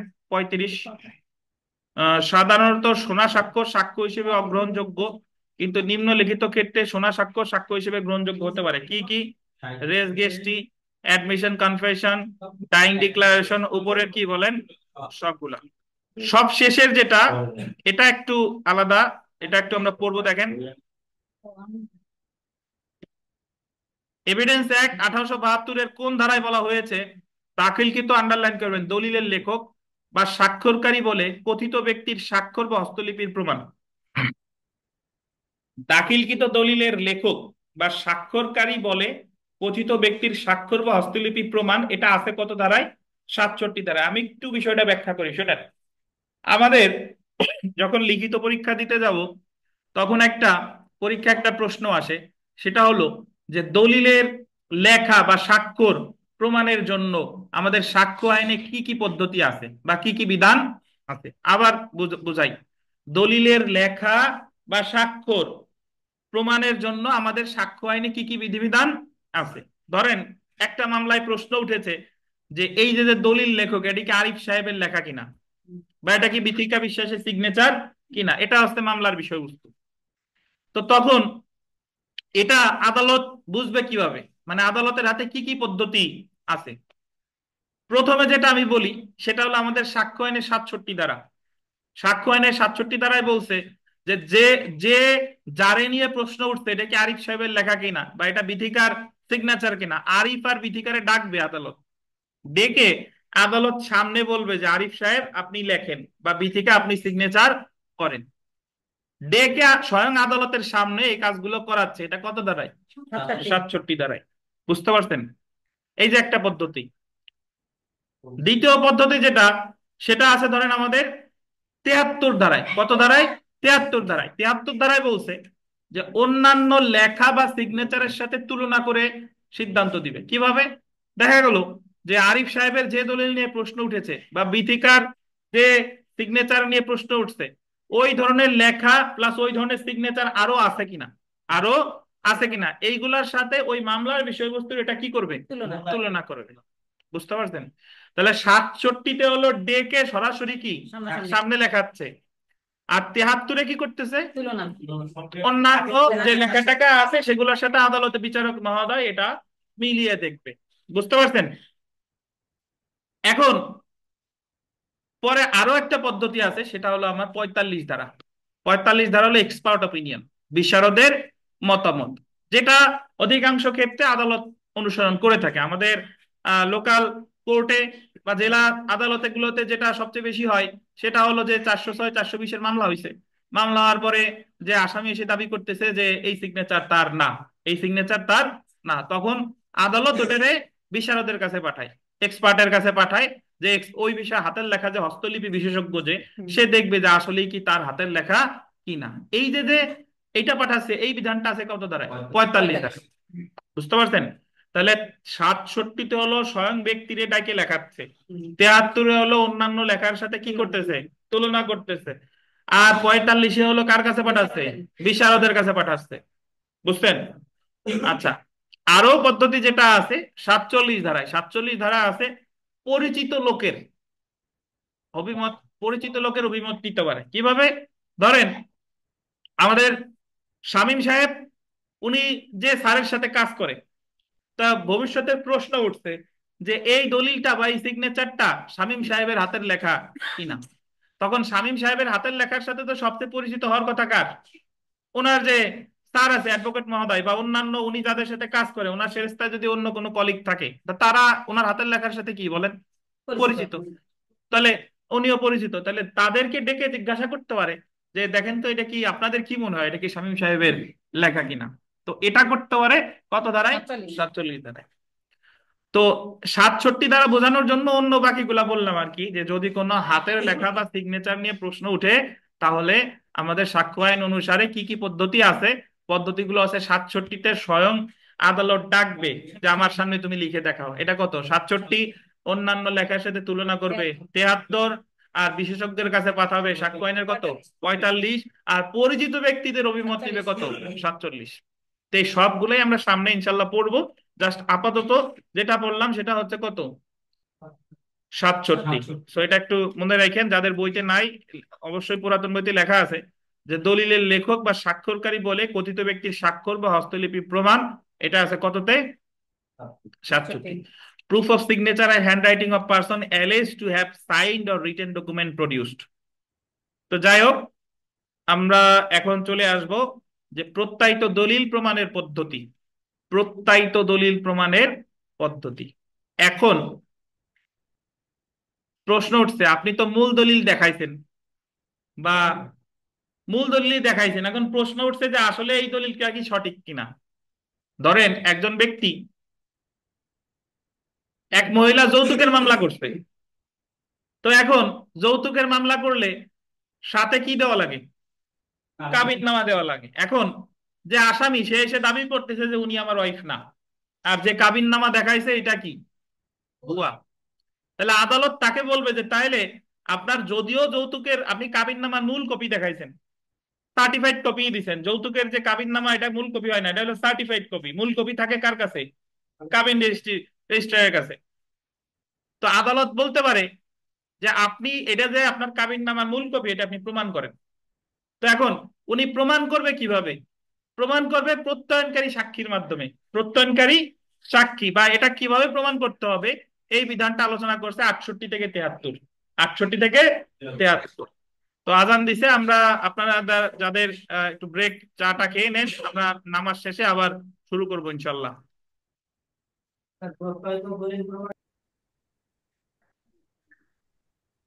তো আমরা এখন যেটা আলোচনা করা শুরু করব বিরতির পরে, সেটা হলো প্রত্যয়িত দলিল প্রমাণের পদ্ধতি, modes of proving attested documents. তো প্রত্যয়ন এবং প্রত্যয়নকারী সাক্ষী বা দলিল প্রত্যয়ন আসলে কি, এটা আমাদের একটু জানা দরকার। যে সাধারণত যে যখন কোনো দলিল তৈরি করা হয়, হোক সেটা বিক্রয় দলিল, হোক সেটা দান দলিল, উইল দলিল, অথবা হোক সেটা বিবাহের কাবিননামা, কাবিননামাও তো এক প্রকারের দলিল। তো সেখানে দাতা গ্রহীতা বা দুই সম্পাদনকারী দুই পক্ষ ছাড়া সেখানে সাক্ষীরা থাকে, হুম। যারা ওই বিষয়টাকে প্রত্যয়ন করে, তাদেরকে বলে প্রত্যয়নকারী সাক্ষী। যেরকম বিবাহের ক্ষেত্রে স্বামী স্ত্রী, তো স্বামী এক পক্ষ, স্ত্রী এক পক্ষ, নাকি বর কনে, কিন্তু তাদের আমাদের মুসলিম ধর্ম অনুসারে কমপক্ষে মানে পুরুষ সাক্ষী হইলে লাগবে দুইজন, দুইজন বিবাহের সাক্ষী। তো তাদেরকে বলে কি? প্রত্যয়নকারী সাক্ষী। সাক্ষী। ঠিক একইভাবে বিভিন্ন যে বিক্রয় দলিল, দান দলিল, বন্ধক দলিল, এই সকল বিষয়ে ও অবশ্যই কি থাকে? সাক্ষী। সাক্ষী থাকে। মানে মূল বিষয়বস্তু ছাড়াও দলিল প্রত্যয়ন করার জন্য সেখানে সাক্ষী থাকে, এদেরকে বলা হয় প্রত্যয়নকারী সাক্ষী। আর তারা যে ওই বিষয়টাকে যে তারা যে যে স্বীকৃতি দিচ্ছে, এটাকে বলে কি? প্রত্যয়ন। এটাকে বলে প্রত্যয়ন। এখন যদি কোনো দলিল, কোন কোন দলিল প্রত্যয়ন করা বাধ্যতামূলক আর কোন কোন দলিল প্রত্যয়ন করা বাধ্যতামূলক না, এটা আমাদের আইনে বলা আছে। সাক্ষ্য আইনে বলা নাই, এটা আছে রেজিস্ট্রেশন আইনে। যে অমুক দলিল যদি হয় অবশ্যই নিবন্ধিত হবে এবং অবশ্যই সাক্ষী দ্বারা প্রত্যয়িত হতে হবে। একটু পড়ি, তারপরে ব্যাখ্যা দিব। দেখেন, সাধারণ অর্থে প্রত্যয়ন অর্থ হলো কোনো ব্যক্তি কর্তৃক সাক্ষী হিসেবে কোনো দলিল স্বাক্ষর বা প্রত্যয়ন করা। মানে কোনো ব্যক্তি কর্তৃক সাক্ষী হিসেবে কোনো দলিল কি দেওয়া? স্বাক্ষর অথবা প্রত্যয়ন করা। মানে সে ওই জিনিসটা সাক্ষী থাকতেছে যে না, এটা ঠিকঠাক ভাবে হয়েছে। যখন কোনো ব্যক্তি কোনো দলিল, যখন কোনো ব্যক্তি কোনো দলিল সম্পাদিত হয়েছে এই বিষয়ে দেখে সাক্ষী হিসেবে উক্ত দলিলে প্রত্যয়ন বা স্বাক্ষর করে, তখন উক্ত প্রত্যয়নকারীকে বা স্বাক্ষরকারীকে প্রত্যয়নকারী সাক্ষী বা অ্যাটেস্টিং উইটনেস বলে। এক পক্ষ বিক্রেতা জমি বিক্রি করছে, ক্রেতা জমি ক্রয় করছে, তো তারা তো ক্রেতার বিক্রেতা, তো তাদের দলিলেও কি থাকে? সাক্ষী। সাক্ষী থাকে। তারা জাস্ট বলতেছে যে সবকিছু জানিয়ে শুনে বলতেছে না, এটা ঠিকঠাক ভাবে হয়েছে। তো যারা এই সাক্ষী থাকে তাদেরকে কি বলে? প্রত্যয়নকারী সাক্ষী। সাক্ষী। আইনে কোনো দলিল প্রত্যয়ন করার বিধান থাকতে পারে, আবার নাও থাকতে থাকতে পারে। পারে। এখন আইনে যে সব দলিল প্রত্যয়ন করার বিধান আছে বিষয়টা তা না, কিছু কিছু দলিল প্রত্যয়নের বিধান নাও থাকতে পারে। যেমন বন্ধকি দলিল যে ক্ষেত্রে জামানতের পরিমাণ 100 টাকার বেশি, বন্ধকি দলিল যে ক্ষেত্রে কি জামানতের পরিমাণ 100 টাকার বেশি, এবং স্থাবর সম্পত্তির দানপত্র ইত্যাদি সম্পত্তি হস্তান্তর আইন অনুযায়ী নিবন্ধিত হতে হবে, এবং সর্বনিম্ন দুইজন সাক্ষী দ্বারা প্রত্যয়িত হতে হবে। বলছে যে যে দলিল, যে যে বন্ধকি দলিলের জামানতের পরিমাণ 100 টাকার বেশি, তারপরে যে দলিলটা হচ্ছে দানপত্র, এছাড়া ইত্যাদি কোন কোন দলিল প্রত্যয়ন করা দরকার বা নিবন্ধন করা দরকার, এটা আমাদের সাক্ষ্য আইনের বিষয় না। জাস্ট আপনাদের একটু জানার জন্য বলা, যে যদি কোনো সম্পত্তি বন্ধক দেওয়া হয়েছে, যে যে যে সম্পত্তিটার মূল্যমান কত? 100 টাকার বেশি, 100 টাকার বেশি, অথবা স্থাবর সম্পত্তির দানপত্র, স্থাবর সম্পত্তির বিক্রয়পত্র, এগুলা আমাদের নিবন্ধন করা এবং প্রত্যয়ন করা বাধ্যতামূলক। নিবন্ধন করা আর প্রত্যয়ন করা কি বলেন? বাধ্যতা। এই ক্ষেত্রে দলিল প্রত্যয়ন করা বাধ্যতামূলক। যখন কোনো দলিল আইন অনুযায়ী প্রত্যয়ন করা বাধ্যতামূলক, সেই ক্ষেত্রে দলিলটি প্রত্যয়ন করা না হলে দলিলটি অবৈধ বলে গণ্য হবে। অর্থাৎ আইনে যদি বলা থাকে যে 100 টাকার বেশি বন্ধকি দলিল প্রত্যয়ন করতে হবে, বাট আপনি প্রত্যয়ন করেন নাই, তাহলে ওই দলিলটা কি? বাতিল। অবৈধ। ওই দলিলটা অবৈধ। তো এখন আমরা চলে আসি যে প্রত্যায়িত দলিল প্রমাণ। প্রত্যায়িত দলিল প্রমাণ, আইনে যে সকল দলিল প্রত্যয়ন করার বিধান থাকে সেই সকল দলিল কিভাবে প্রমাণ করতে হবে তা সাক্ষ্য আইনে আন্ডারলাইন করবেন 68 থেকে 71 ধারা পর্যন্ত আলোচনা করা হয়েছে। অর্থাৎ যদি আইনে বলা থাকে যে কোনো দলিল প্রত্যয়ন করা বাধ্যতামূলক, ভবিষ্যতে প্রত্যয়ন করা হয়েছে, বাট ভবিষ্যতে প্রশ্ন উঠছে যে আসলে কি এই দলিলে যে বিষয়বস্তু আছে এটা কি ঠিক কিনা, তাহলে ওই দলিলটা কিভাবে প্রমাণ করতে হবে? কিভাবে? ধরেন আইনে আছে যে মুসলিম বিবাহ দুইজন সাক্ষী দ্বারা প্রত্যয়ন করতে হবে, তাহলে ভবিষ্যতে যদি প্রশ্ন উঠে যে এই মুসলিম বিবাহটা ঠিকঠাক ভাবে হয় নাই, বৈধ বা অবৈধ এই নিয়ে প্রশ্ন উঠছে, তাহলে ওটা প্রমাণের বিধান বলছে কত ধারা থেকে কত ধারা? 68 থেকে 72। 71। দেখেন, যে সকল দলিল আইনে প্রত্যয়ন করার বিধান নেই সেই সকল দলিল কিভাবে প্রমাণ করতে হবে তা 72 ধারায় আলোচনা করা হয়েছে। এটা একটু আন্ডারলাইন করেন। যে সকল দলিল প্রত্যয়ন করার বিধান নাই, যে সকল দলিল কি মানে আইনে বলছে যে প্রত্যয়ন করার দরকার নাই। নাই, সেই সকল দলিল কিভাবে প্রমাণ করতে হবে এটা বলছে কত ধারায়? 72 ধারায়। তো 72 ধারা নিয়ে সমস্যা নাই, এটা আসতেছি পরে।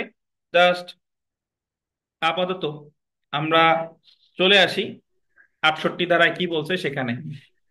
যখন প্রত্যয়নকারী সাক্ষী আহ্বান করতে হবে, আইনে যদি কোনো দলিল প্রত্যয়ন করার বিধান থাকে তবে উহা প্রমাণে সাক্ষ্য আইনের 68 ধারা অনুসরণ করতে হবে। যখন কোনো দলিল আইন অনুযায়ী প্রত্যয়ন করা প্রয়োজনীয় এবং প্রত্যয়ন করা হলে উক্ত দলিলের সম্পাদন প্রমাণের জন্য গোল দিবেন সর্বনিম্ন একজন প্রত্যয়নকারী সাক্ষী ডাকতে হবে, যদি প্রত্যয়নকারী সাক্ষী জীবিত। ধরেন রুবেল এবং বিকাশের মধ্যে একটা জমি বেচা কেনার চুক্তি হয়েছে বা জমি বন্ধকের চুক্তি হয়েছে, বন্ধকি দলিলের মূল্যমান 5 লক্ষ টাকা, তাইলে এটা অবশ্যই নিবন্ধিত হতে হবে এবং কি লাগবে? সাক্ষী দ্বারা প্রত্যয়িত হতে হবে। এখন ভবিষ্যতে ওই বায়না দলিল নিয়ে মামলা হয়েছে, যে প্রশ্ন উঠছে যে বায়না দলিলটা ঠিকঠাক না, তাহলে এই বায়না দলিলটা প্রমাণ করতে ওই সাক্ষীদের মধ্যে কয়জন রে লাগবে? সর্বনিম্ন একজন। একজন রে। 2 জন থাকলে তো আরো ভালো, বাট সর্বনিম্ন কয়জন? একজন। একজন। এটা বলছে কত দাঁড়ায়? 68 ধারায়। ধারায়। বুঝতে পারছেন? তাহলে সহজ কথা যেটা দাঁড়ালো যে যদি কোনো দলিল প্রত্যয়নের বিধান থাকে এবং যদি প্রত্যয়ন করা হয়, ভবিষ্যতে ওই দলিল প্রমাণ করতে হবে কয়জন সাক্ষী দ্বারা? সর্বনিম্ন একজন। সর্বনিম্ন একজন। একজন দ্বারা। জি। যখন প্রত্যয়নকারী সাক্ষী আহ্বান করার প্রয়োজন নাই, বা কখন ওই প্রত্যয়নকারী সাক্ষীর আহ্বান করার প্রয়োজন নাই, এটা একটু দেখবো। দেখেন কখন প্রত্যয়নকারী সাক্ষী আহ্বান করার প্রয়োজন নাই। 68 ধারায় বলা হয়েছে দলিল সম্পাদনের বিষয়টি প্রমাণের জন্য প্রত্যয়নকারী সাক্ষীকে ডাকার প্রয়োজন হবে না যদি দলিলটি আন্ডারলাইন করেন রেজিস্ট্রেশন আইন 1908 দ্বারা নিবন্ধিত হয়। এবং শব্দটা বলতেন এবং, ধরেন ওই বিক্রয় দলিলটা যদি কি হয়? নিবন্ধিত হয়। নিবন্ধিত হয় এবং যে ব্যক্তি উক্ত দলিল সম্পাদন করেছে যে দলিল সম্পাদনের বিষয়টি স্বীকার করলে, মানে হলো ধরেন যে বিক্রেতা সে বলতেছে যে না আমি আসলেই তার কাছে বিক্রি করছি এবং দলিলটা হচ্ছে কি নিবন্ধিত, তাহলে ওই দলিল আর প্রমাণের জন্য আর প্রত্যয়নকারী সাক্ষীর দরকার হবে না। নাই, একজনেরও দরকার নাই। তবে শর্ত হচ্ছে কি নিবন্ধিত হবে এবং সম্পাদনকারী কি করবে? স্বীকার যাবে। স্বীকার করবে। বাট নিবন্ধিত সম্পাদনকারী স্বীকার করে নাই, তাহলে কয়জনে লাগবে? সর্বনিম্ন একজন। একজন। বুঝেন কিনা? শুধু নিবন্ধিত হইলেই যে লাগবে না বিষয়টা তা না, নিবন্ধিত হইতে হবে এবং মানে সম্পাদনকারী কি করবে? স্বীকার করবে, তাহলে একজনকেও লাগবে না। কিন্তু নিবন্ধিত হলো বাট সম্পাদনকারী স্বীকার করে নাই,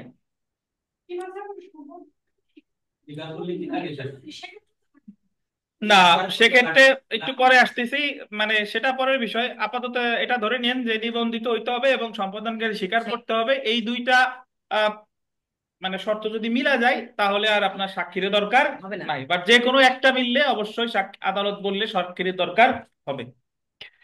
তো জেনে রাখা ভালোতে আমরা চলে আসি উইল প্রমাণ। উইলের পাশে লেখেন ওসিয়ত। উইলের পাশে লেখেন ওসিয়ত। উইল প্রমাণ ওসিয়ত।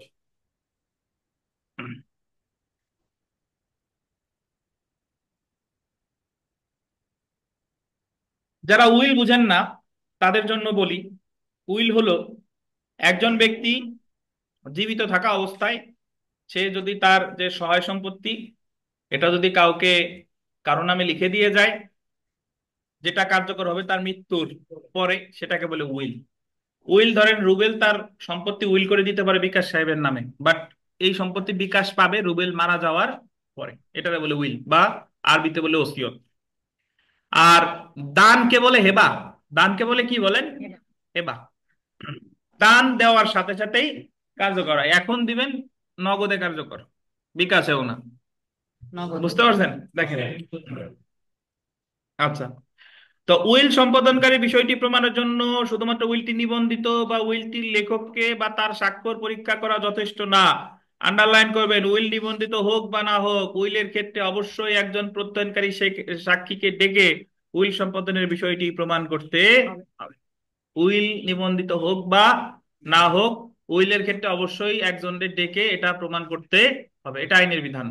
বুঝতে পারছেন? তাহলে 68 ধারায় আমরা কি কি জিনিস জানলাম দেখেন, যে 68 ধারায় প্রথমত যেটা জানলাম সেটা হলো যে যদি কোনো প্রত্যায়িত দলিল প্রমাণের পদ্ধতি থাকে তাহলে সর্বনিম্ন একজন প্রত্যয়নকারী সাক্ষীর দরকার। কত ধারা? 68 ধারা। তবে দলিলটি যদি নিবন্ধিত হয় এবং সম্পাদনকারী যদি স্বীকার করে তাহলে একজনেরও দরকার নাই। কত ধারা? 68 ধারা। তবে উইলটি নিবন্ধিত হোক বা না হোক একজন সর্বনিম্ন লাগবে। একজনের দরকার। কত ধারা? 68 ধারা। 68 ধারা। বুঝতে পারছেন? তো আমরা চলে আসি 69 ধারায়।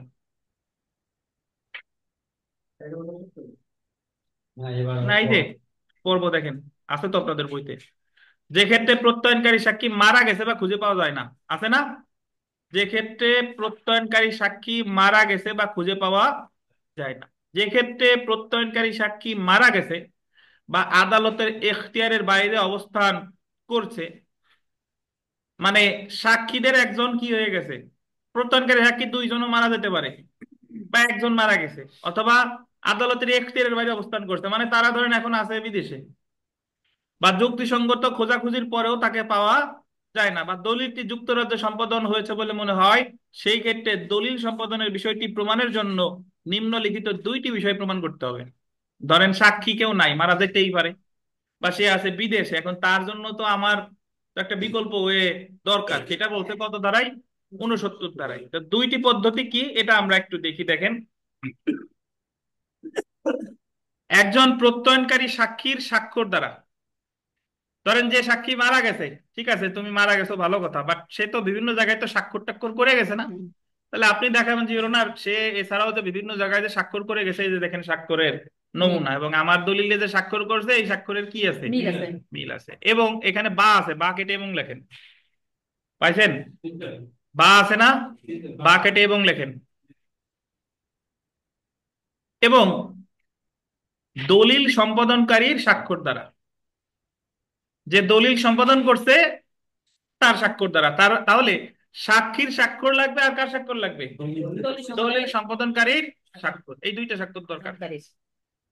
তারা মরে যাক সমস্যা নাই, বাট তখন আমার দেখাইতে হবে এই দুইজনের স্বাক্ষর। বুঝতে পারছেন? তো আমরা একটা জিনিস দেখেন যে 68-তে বললো যে যখন প্রত্যয়নকারী সাক্ষী কি আছে? জীবিত আছে। আর যদি সে মারায় যায়, হারায় যায় বা খুঁজে পাওয়া যাচ্ছে না, তখন কত ধারা? 69 ধারা। ওই প্রত্যয়নকারী সাক্ষীর স্বাক্ষর এবং সম্পাদনকারীর স্বাক্ষর। বইতে বা আছে, কেটে দিবেন কি এবং, দুইটাই লাগবে। জি। তো রিটেন আর প্রিলির মধ্যে আমি একটা পার্থক্য বুঝাই। দেখেন, প্রিলিতে আপনার বা এবং পুঙ্খানুপুঙ্খ ভাবে জানতে হবে। যদি আপনি ধরেন ভুল হয়ে গেছে, ও আপনি অপশনে আছে বা, আর এক অপশনে আছে এবং, আপনি যদি বা দাগান তাহলে আপনার নেগেটিভ মার্কিং, নাকি হবে হচ্ছে কি এবং। কিন্তু লিখিতর ক্ষেত্রে বা এবং এই জায়গায় এইটুক ভুল কোনো ভুল না, আপনি বা এবং যে কোনো একটা কিছু লিখতে পারেন, এই জন্য আপনার তেমন কোনো সমস্যা নাই। বুঝতে পারছেন? কিন্তু প্রিলিতে জিনিসটা হতে হবে কি, বা এবং একেবারে মানে পুঙ্খানুপুঙ্খ ভাবে হতে হবে। তো আমরা 68 পেলাম, 69 পেলাম। এখন জেনে রাখা ভালোতে যদি আমরা একটু চলে আসি, জেনে রাখা ভালো, আহ যদি প্রত্যয়িত দলিলের কোনো পক্ষ উক্ত দলিল সম্পাদনের বিষয়টি নিজে গোল দিবেন স্বীকার করে, যদি প্রত্যয়িত দলিলের কোনো পক্ষ দলিল সম্পাদনের বিষয়টি নিজে স্বীকার করে তাহলে উক্ত স্বীকারোক্তি দলিলটি যে সম্পাদন হয়েছে তা প্রমাণের জন্য যথেষ্ট। ধারা কত? 70। প্রত্যয়িত দলিলের কোনো পক্ষ বলতেছে যে না, এই দলিলটা আমি সিগনেচার দিছি, তো এক পক্ষ যদি স্বীকার করে নেয় তাহলে তো আর এটা প্রমাণের দরকার নাই। ধরেন আপনি মামলা করছেন বিক্রেতার বিরুদ্ধে, এখন বিক্রেতা বললো যে হ্যাঁ এই সিগনেচারটা আমারই, আমি তার সাথে বায়না চুক্তি করছি, সে স্বীকার করে নিছে, তখন আর কোনো প্রত্যয়নকারী সাক্ষীর দরকার নাই। বুঝতে পারছেন? কত ধারা? 70 ধারা। 71 ধারাটা একটু লেখেন, যাদের বইতে নাই তারা একটু লেখেন, যার আছে তার আর নতুন করে কিছু লেখা লাগবে না। ধারা 71 দিয়ে লেখেন যে প্রত্যয়নকারী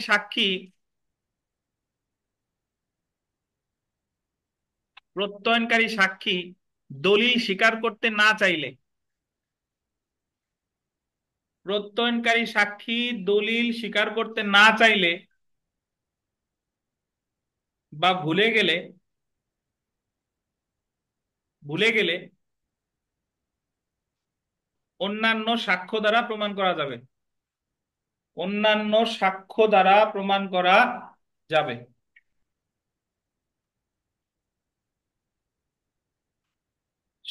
অপর সাক্ষী কেটে সাক্ষ্য লেখেন, সাক্ষ্য। অন্যান্য সাক্ষী দ্বারা প্রমাণ করা ওই যাবে। অপর সাক্ষ্য বা অন্যান্য সাক্ষ্য, আগে ছিল সাক্ষী, এটা লিখবেন সাক্ষ্য। জি।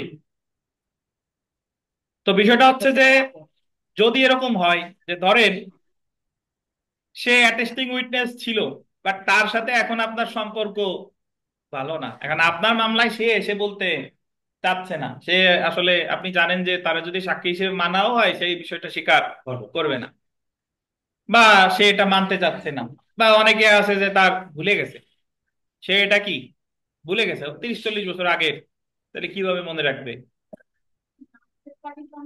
তো সেই ক্ষেত্রে অপর সাক্ষ্য দ্বারা প্রমাণ করা যাবে। আপনি এই বিষয়টা তাহলে প্রমাণ করতে পারবেন অন্যান্য সাক্ষ্য দ্বারা বা অপর সাক্ষ্য দ্বারা প্রমাণ করতে পারবেন। তাহলে আমরা 68 দ্বারা প্রযোজ্য যখন প্রত্যয়নকারী সাক্ষী কি থাকে, জীবিত থাকে।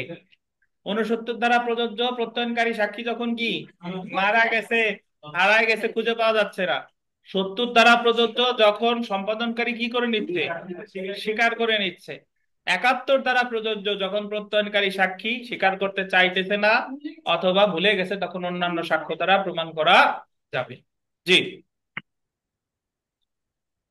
তো তারপরে যদি আমরা দেখি যে কোনো একটি দলিল প্রত্যয়ন আইনগত আবশ্যকীয় না হলেও, মানে একটা দলিল ধরেন আইন অনুসারে প্রত্যয়ন করার দরকার নাই, মানে যে দলিলের মূল্যমান, বন্ধকি দলিলের মূল্যমান 100 টাকার যদি কম হয় ওটা প্রত্যয়ন করার দরকার আছে না।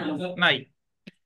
কোন একটি দলিল প্রত্যয়ন আইনগত আবশ্যকীয় না হলেও যদি উক্ত দলিল প্রত্যায়িত হয়, ধরেন প্রত্যয়ন করার দরকার নাই বাট তারপরেও আপনি প্রত্যয়ন করা হয়েছে। করছেন, আপনি বেশি ভালো এই কারণে প্রত্যয়নের দরকার নাই, তারপরেও কি প্রত্যয়ন করছেন, তবে তা অপ্রত্যয়িত দলিল হিসেবে প্রমাণ করা যেতে পারে। প্রত্যয়ন যদিও করতেন তবুও সেই ক্ষেত্রে 68-69 এগুলো প্রযোজ্য হবে না, ওইটা অপ্রত্যয়িত থাকলে যেভাবে প্রমাণ করা যেত সেইভাবেই প্রমাণ করা যাবে।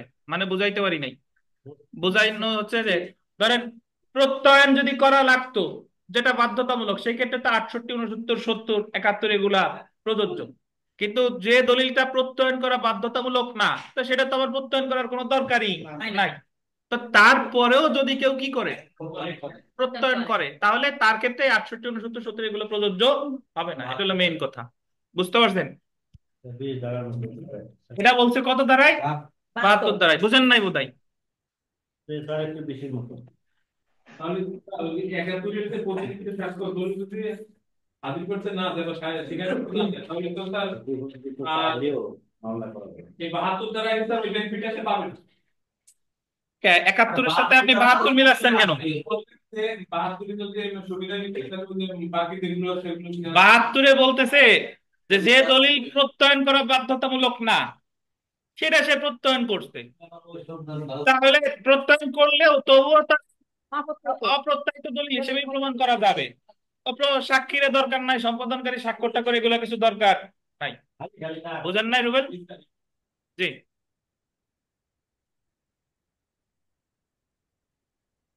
তো দেখেন আমরা পরেরটা দেখি, স্বীকৃত বা প্রমাণিত স্বাক্ষর। আপনাদের এমনি আমি লিখে দিয়েছিলাম, যার লেখা আছে ওটা লেখলেই হবে। নতুন বইতে দেখেন স্বীকৃত বা প্রমাণিত স্বাক্ষর লিখন বা সিলের সাথে অন্য স্বাক্ষর বা সিলের তুলনা 73 দ্বারা, বলছি না 73 দ্বারা বলছিলাম না যে ওই 67-র সাথে বলছিলাম কত 73, আপনার বইতে আছে না? আছে তো আপনার নতুন বই না? আছে, অবশ্যই আছে, ওই যে সব আছে। দেখেন স্বীকৃত, কি ওনার পুরাতন বই, স্বীকৃত বা প্রমাণিত স্বাক্ষর লিখন বা সিলের সাথে, মানে কোন লেখার সাথে কোন স্বাক্ষরের সাথে অন্যান্য লেখার তুলনা করে আদালত সিদ্ধান্ত প্রদান করতে পারে, এটা বলছে কত দ্বারাই? 73 দ্বারাই। 67-র সাথেই 73 বলছিলাম, মনে আছে না? জি। তারপরে এটা একটু দেখেন, ডিজিটাল স্বাক্ষর সত্যায়ন সম্পর্কিত প্রমাণ। ডিজিটাল স্বাক্ষর কি আমি একটু আগেই ব্যাখ্যা করেছিলাম যে ডিজিটাল সিগনেচার, ধরেন ওই যে আপনাদের বিভিন্ন অ্যাডমিট কার্ড বিভিন্ন জায়গায় দেয়, ওটাকে বলে কি ডিজিটাল সিগনেচার। তো ডিজিটাল সিগনেচার সত্যায়ন সম্পর্কিত অনুমান, এতক্ষণ যে সিগনেচার বা স্বাক্ষর সম্পর্কে অনুমান, এগুলা যা যা করার এ তো সব আছে ম্যানুয়ালি, যেগুলা সেইগুলা মানে কাগজে যে একজন প্রত্যয়নকারী সাক্ষীর দরকার, এই সেই বিভিন্ন কিছু। আর ডিজিটাল স্বাক্ষর সত্যায়ন সম্পর্কে অনুমান বলছে কত ধারায়? 73 ক। 73 ক। শরীর সম্বন্ধীয় শরীর শরীর সম্বন্ধীয় বা ফরেনসিক সাক্ষ্য অন্য স্বীকৃতি বা প্রমাণিত সাক্ষ্যের সাথে তুলনা, এটা বলছে দেখেন ধারা 73 খ। 73 খ মানে ফরেনসিক সাক্ষ্য আসছে যে আরিফ সাহেবের ডিএনএ, এই ডিএনএ এর সাথে অন্যান্য মানুষের ডিএনএ তুলনা করে আদালত সিদ্ধান্ত দিবে। এটা হলো কত? 73 খ। অর্থাৎ দলিলের সাথে দলিলের তুলনা করবে ধারা 73, ফরেনসিক সাক্ষ্যের সাথে ফরেনসিক সাক্ষ্যের তুলনা করবে 73 কত? খ। 73 খ। আর ডিজিটাল সিগনেচার সম্পর্কে অনুমান করবে, এটা কত? 73 ক। 73 ক। ডিজিটাল স্বাক্ষর সত্যায়ন সম্পর্কিত প্রমাণ, অনুমান না, ডিজিটাল স্বাক্ষর সত্যায়ন সম্পর্কে প্রমাণ। ফরেনসিক সাক্ষ্য হিসাবে অনুমান। তো আমরা বিগত বছরের প্রশ্নে চলে আসি। দেখেন বিগত বছরের প্রশ্ন যে আইনে যদি কোনো দলিল প্রত্যয়নের বিধান থাকে তবে উহা প্রমাণে সাক্ষ্য আইনের কোন ধারা অনুসরণ করতে হবে? কোনো দলিল যদি প্রত্যয়নের বিধান থাকে তাহলে এটা কত ধারা অনুসরণ করতে হবে? 68 ধারা। তারপরে দেখেন দ্য এভিডেন্স অ্যাক্ট 1872 এর কত ধারায় comparison of signature writing or seal with others admitted or proofed, এটা কত ধারা? 73 ধারা। বলবা কিছু? ক্লাস করবা? আচ্ছা। দেখেন তো কি বলবো, খেলতে দিচ্ছেন না কেন? যাও, যা বলো, খেলতে দিতে বলছে, যাও। সেলফ প্র্যাকটিস দেখেন তো 2 নাম্বারটা দেখেন যে যদি প্রত্যয়নকারী সাক্ষী খুঁজে না পাওয়া যায় সেই ক্ষেত্রে দলিল কিভাবে প্রমাণ করতে হবে? তার সাক্ষ্য আইনের ড্যাশ ধারা অনুসরণ করে প্রমাণ করতে হবে। কত ধারা? খুঁজে পাওয়া যায় নাই, কত? 69। খুঁজে পাওয়া যায় নাই 69।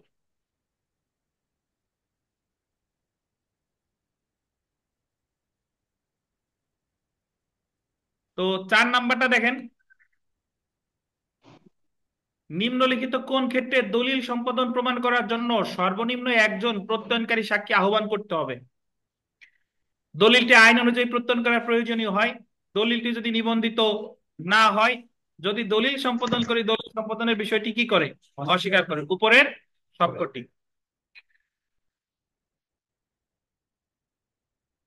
10 নাম্বার 10 নাম্বার মোটামুটি এগুলো পারবেন। আমরা একটু চলে আসি সর্বশেষ 12 নাম্বার প্রশ্নটা, এটা একটু দেখি। শরীর সম্বন্ধীয় বা ফরেনসিক সাক্ষ্য অন্য স্বীকৃতি বা প্রমাণিত সাক্ষ্যের সাথে তুলনা করা, ফরেনসিক সাক্ষ্যের তুলনা করা 73 কত? খ। 73 খ।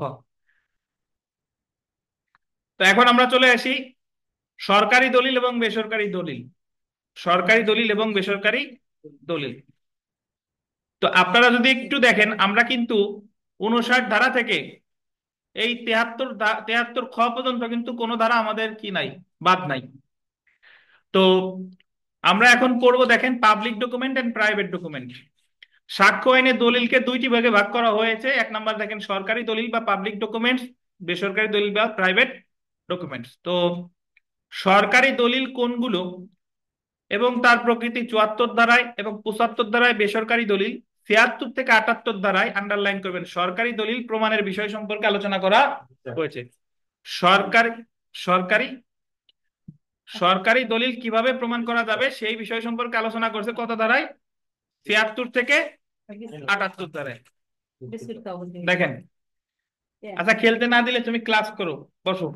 দেখেন 74 ধারা দেখেন সরকারি দলিল, পাবলিক ডকুমেন্টস। সরকারি দলিল খুব সোজা, সেটা হলো যে সরকারি কোনো কর্তৃপক্ষের কাজের যে রেকর্ড, সেটারই কি বলে? সরকারি দলিল। দেখেন সরকারি কর্মকর্তা তার সরকারি অফিসিয়াল দায়িত্ব পালনে যে সকল দলিল প্রস্তুত করে সেগুলো সরকারি দলিল মর্মে গণ্য হয়। সরকারি দলিল প্রাথমিক সাক্ষ্য দ্বারা প্রমাণ করার প্রয়োজন নেই। আন্ডারলাইন করেন, এটা গুরুত্বপূর্ণ কথা, আপনাদের বইতে নাই, একটু লিখে রাখবেন যে সরকারি দলিল প্রাথমিক সাক্ষ্য দ্বারা প্রমাণ করার প্রয়োজন নাই। যার বইতে নাই, পুরাতন বইতে নাই এই কথাটা। সরকারি দলিল প্রাথমিক সাক্ষ্য দ্বারা প্রমাণের প্রয়োজন নেই। বুঝতে পারছেন? সরকারি দলিল। মানে সরকারি দলিলের আপনার মূল কপি দরকার নাই। আপনার এনআইডি কার্ড কি কপি জানেন, কি দলিল জানেন? সরকারি। সরকারি দলিল। তো ওটা কি দিলে হবে? ফটোকপি দিলে হবে। আপনার বার্থ জন্ম সনদ আর কি, ওটা কি? সরকারি দলিল। তো দেখেন, সরকারি দলিলের এই যে আন্ডারলাইন করেন, প্রত্যয়িত নকল বা জাবেদা নকল তথা মাধ্যমিক সাক্ষ্য দ্বারা সরকারি দলিলের বিবরণ প্রমাণ করা যেতে পারে। ৭৭ ধারা। একটু আপনাদের পুরাতন বইতে না, এটা একটু লিখে রাখবেন যে সরকারি দলিল সত্যায়িত কপি বা জাবেদা নকল দ্বারা প্রমাণ করা যায়। সরকারি দলিল সার্টিফাইড কপি বা জাবেদা নকল দ্বারা প্রমাণ করা যায়। না থাকলে লিখবেন, থাকলে লেখার দরকার নেই। সরকারি দলিল সার্টিফাইড কপি বা জাবেদা নকল দ্বারা প্রমাণ করা যায়। ও হ্যাঁ। পাইছেন? সরকারি দলিল সার্টিফাইড কপি বা জাবেদা নকল দ্বারা প্রমাণ করা যায়। এই কথাটা বলছে কত দ্বারায়? ৭৭ দ্বারা। তাহলে পরীক্ষা যদি প্রশ্ন আসে যে সরকারি দলিল প্রমাণ করা যায় কিসের মাধ্যমে? জাবেদা। সার্টিফাইড কপি বা জাবেদা নকল। আর সার্টিফাইড কপি বা জাবেদা নকল হলো কি সাক্ষ্য? মাধ্যমিক সাক্ষ্য। তার মানে সরকারি দলিল প্রমাণের জন্য প্রাথমিক সাক্ষ্যের দরকার নাই। বুঝছেন? জি। তো ৭৪ ধারা অনুসারে সরকারি দলিল প্রমাণের জন্য প্রাথমিক সাক্ষ্যের দরকার নাই, জাবেদা দলিল দ্বারাই প্রমাণ করা যাবে, জাবেদা নকল বা মাধ্যমিক সাক্ষ্য দ্বারা। সব সরকারি দলিল। জি জি। দেখেন, ৭৪ ধারা অনুসারে নিম্নলিখিত দলিলগুলো হলো সরকারি দলিল। কি কি এখন আমরা দেখব যে কোন দলিলগুলো সরকারি দলিল বলা যেতে পারে। কোন সার্বভৌম কর্তৃপক্ষের কার্য বা কার্যের রেকর্ড। সার্বভৌম কর্তৃপক্ষ মানে হলো যারা স্বায়ত্তশাসিত প্রতিষ্ঠান, ধরেন বাংলাদেশ বার কাউন্সিল একটা কি সার্বভৌম কর্তৃপক্ষ। তারপরে প্রতিটা পাবলিক বিশ্ববিদ্যালয়, এগুলো একটা কি স্বায়ত্তশাসিত প্রতিষ্ঠান। তো তাদের যে কাজের রেকর্ড, এই কাজের রেকর্ড এটা হলো কি দলিল বলেন? সরকারি দলিল। ধরেন বাংলাদেশ বার কাউন্সিল যদি কোনো নোটিশ দেয়, ওটা কি দলিল? সরকারি দলিল। আপনাদের যে অ্যাডমিট দেয়, কি দলিল? আপনাদের যে রেজিস্ট্রেশন কার্ড দেয়, সরকারি দলিল। জি আচ্ছা। সরকারি দলিল। সরকারি প্রতিষ্ঠান অথবা ট্রাইব্যুনালের, মানে সরকারি প্রতিষ্ঠান অথবা ট্রাইব্যুনালের কার্যের রেকর্ড। সরকারি প্রতিষ্ঠান মানে যে কোনো সরকারি প্রতিষ্ঠান। আর ট্রাইব্যুনাল তো বুঝেন, যে নারী ও শিশু নির্যাতন দমন ট্রাইব্যুনাল, যেখানে বিচার করে যারা, সেটা বলে ট্রাইব্যুনাল। বিদেশি রাষ্ট্রের, কমনওয়েলথের বা বাংলাদেশের যে কোনো অংশের আইনসভার, বিচার বিভাগের বা শাসন বিভাগের বা সরকারি কর্মকর্তার কার্য বা কার্যের রেকর্ড সরকারি দলিল। মানে বিদেশি রাষ্ট্রের, তারপরে কমনওয়েলথ। কমনওয়েলথ বুঝেন? বিদেশ। কমনওয়েলথ কে বলা যেতে পারে যে ব্রিটিশ কলোনিভুক্ত দেশ, যে সকল দেশ ব্রিটিশ শাসন করত, পরবর্তীতে ওই ব্রিটিশ যে সকল দেশ শাসন করত সেই সকল দেশ নিয়ে একটা সংগঠন গঠন করা হয়েছে, যেটা বলে কি কমনওয়েলথ। তো এই আমাদের বাংলাদেশও কমনওয়েলথের সদস্য। তো বিদেশি রাষ্ট্র, তারপরে কমনওয়েলথ, বাংলাদেশের যে কোনো অংশের আইনসভার, আইনসভা মানে যে জায়গায় আইন প্রণয়ন করে, আইনসভার নাম কি? জাতীয় সংসদ। বিচার বিভাগের, শাসন বিভাগের, শাসন বিভাগ মানে হলো ওই যে নির্বাহী বিভাগ। শাসন বিভাগ কোনটা? নির্বাহী বিভাগ। বা সরকারি কর্মকর্তার কার্য বা কার্যের রেকর্ড হলো কি দলিল? সরকারি দলিল। এখন সরকারি কর্মকর্তার সকল কার্য না, সরকারি কর্মকর্তা ধরেন একজনের প্রেমের চিঠি লিখছে, সেটা কি সরকারি দলিল? না। কিসের কাজের? এটা অবশ্যই তার কি রিলেটেড হইতে হবে? অফিসিয়াল কার্য সংক্রান্ত। জি। তো তারপরে দেখেন, বাংলাদেশে সরকারিভাবে রক্ষিত ব্যক্তিগত দলিলের রেকর্ড। এটা হচ্ছে যে যে যখন দুইজন একটা চুক্তি করেছে, তখন সেই চুক্তিটা, আরিফ সাহেব জমি বিক্রি করবে, বিথিকা কিনবে, ওনাদের দুইজনের মধ্যে চুক্তি হয়েছে, এটা বেসরকারি দলিল। বাট যখন এই চুক্তিটা নিবন্ধিত হয়ে যাবে, সরকারি যাবে। রেজিস্ট্রেশন সম্পন্ন হবে, তখন এটা হয়ে যাবে কি সরকারি দলিল। এই কথা বলছে। তো ৭৪-এর ২ ধারা অনুযায়ী বাংলাদেশে সরকারিভাবে রক্ষিত ব্যক্তিগত দলিলের রেকর্ড সরকারি দলিল বলে গণ্য হবে। যেমন বিক্রয় চুক্তি নিবন্ধিত হলে তা সরকারি দলিল। বিক্রয় দলিল ব্যক্তিগত দলিল। এমন দলিল নিবন্ধনের পর সাব রেজিস্ট্রি অফিসে যেহেতু সরকারিভাবে সংরক্ষণ করা হয়, সেহেতু উক্ত দলিল সরকারি দলিলে পরিণত হয়। তো সরকারি দলিলের বেশ কিছু উদাহরণ যদি আমরা দেখি, পুরাতন বইতে নাই, দেখেন কতিপয় সরকারি দলিল হলো নিবন্ধিত বিক্রয় দলিল। বিক্রয় দলিলটা যদি নিবন্ধিত না হতো তাহলে কি ছিল? বেসরকারি দলিল। ভোটার তালিকা, ইলেকট্রাল রোলস। এখন এই ভোটার তালিকা কিন্তু জাতীয় ইলেকশনের, জাতীয় নির্বাচনের, বুঝতে পারছেন? ভোটার তালিকা মানে গোপালগঞ্জ বারের যদি ভোটার তালিকা বলেন, ওটা তো সরকারি দলিল না। তো এই ইলেকট্রাল রোলস বলতে বোঝানো হচ্ছে জাতীয় নির্বাচনের যে ভোটার তালিকা সেটা। তারপরে দেখেন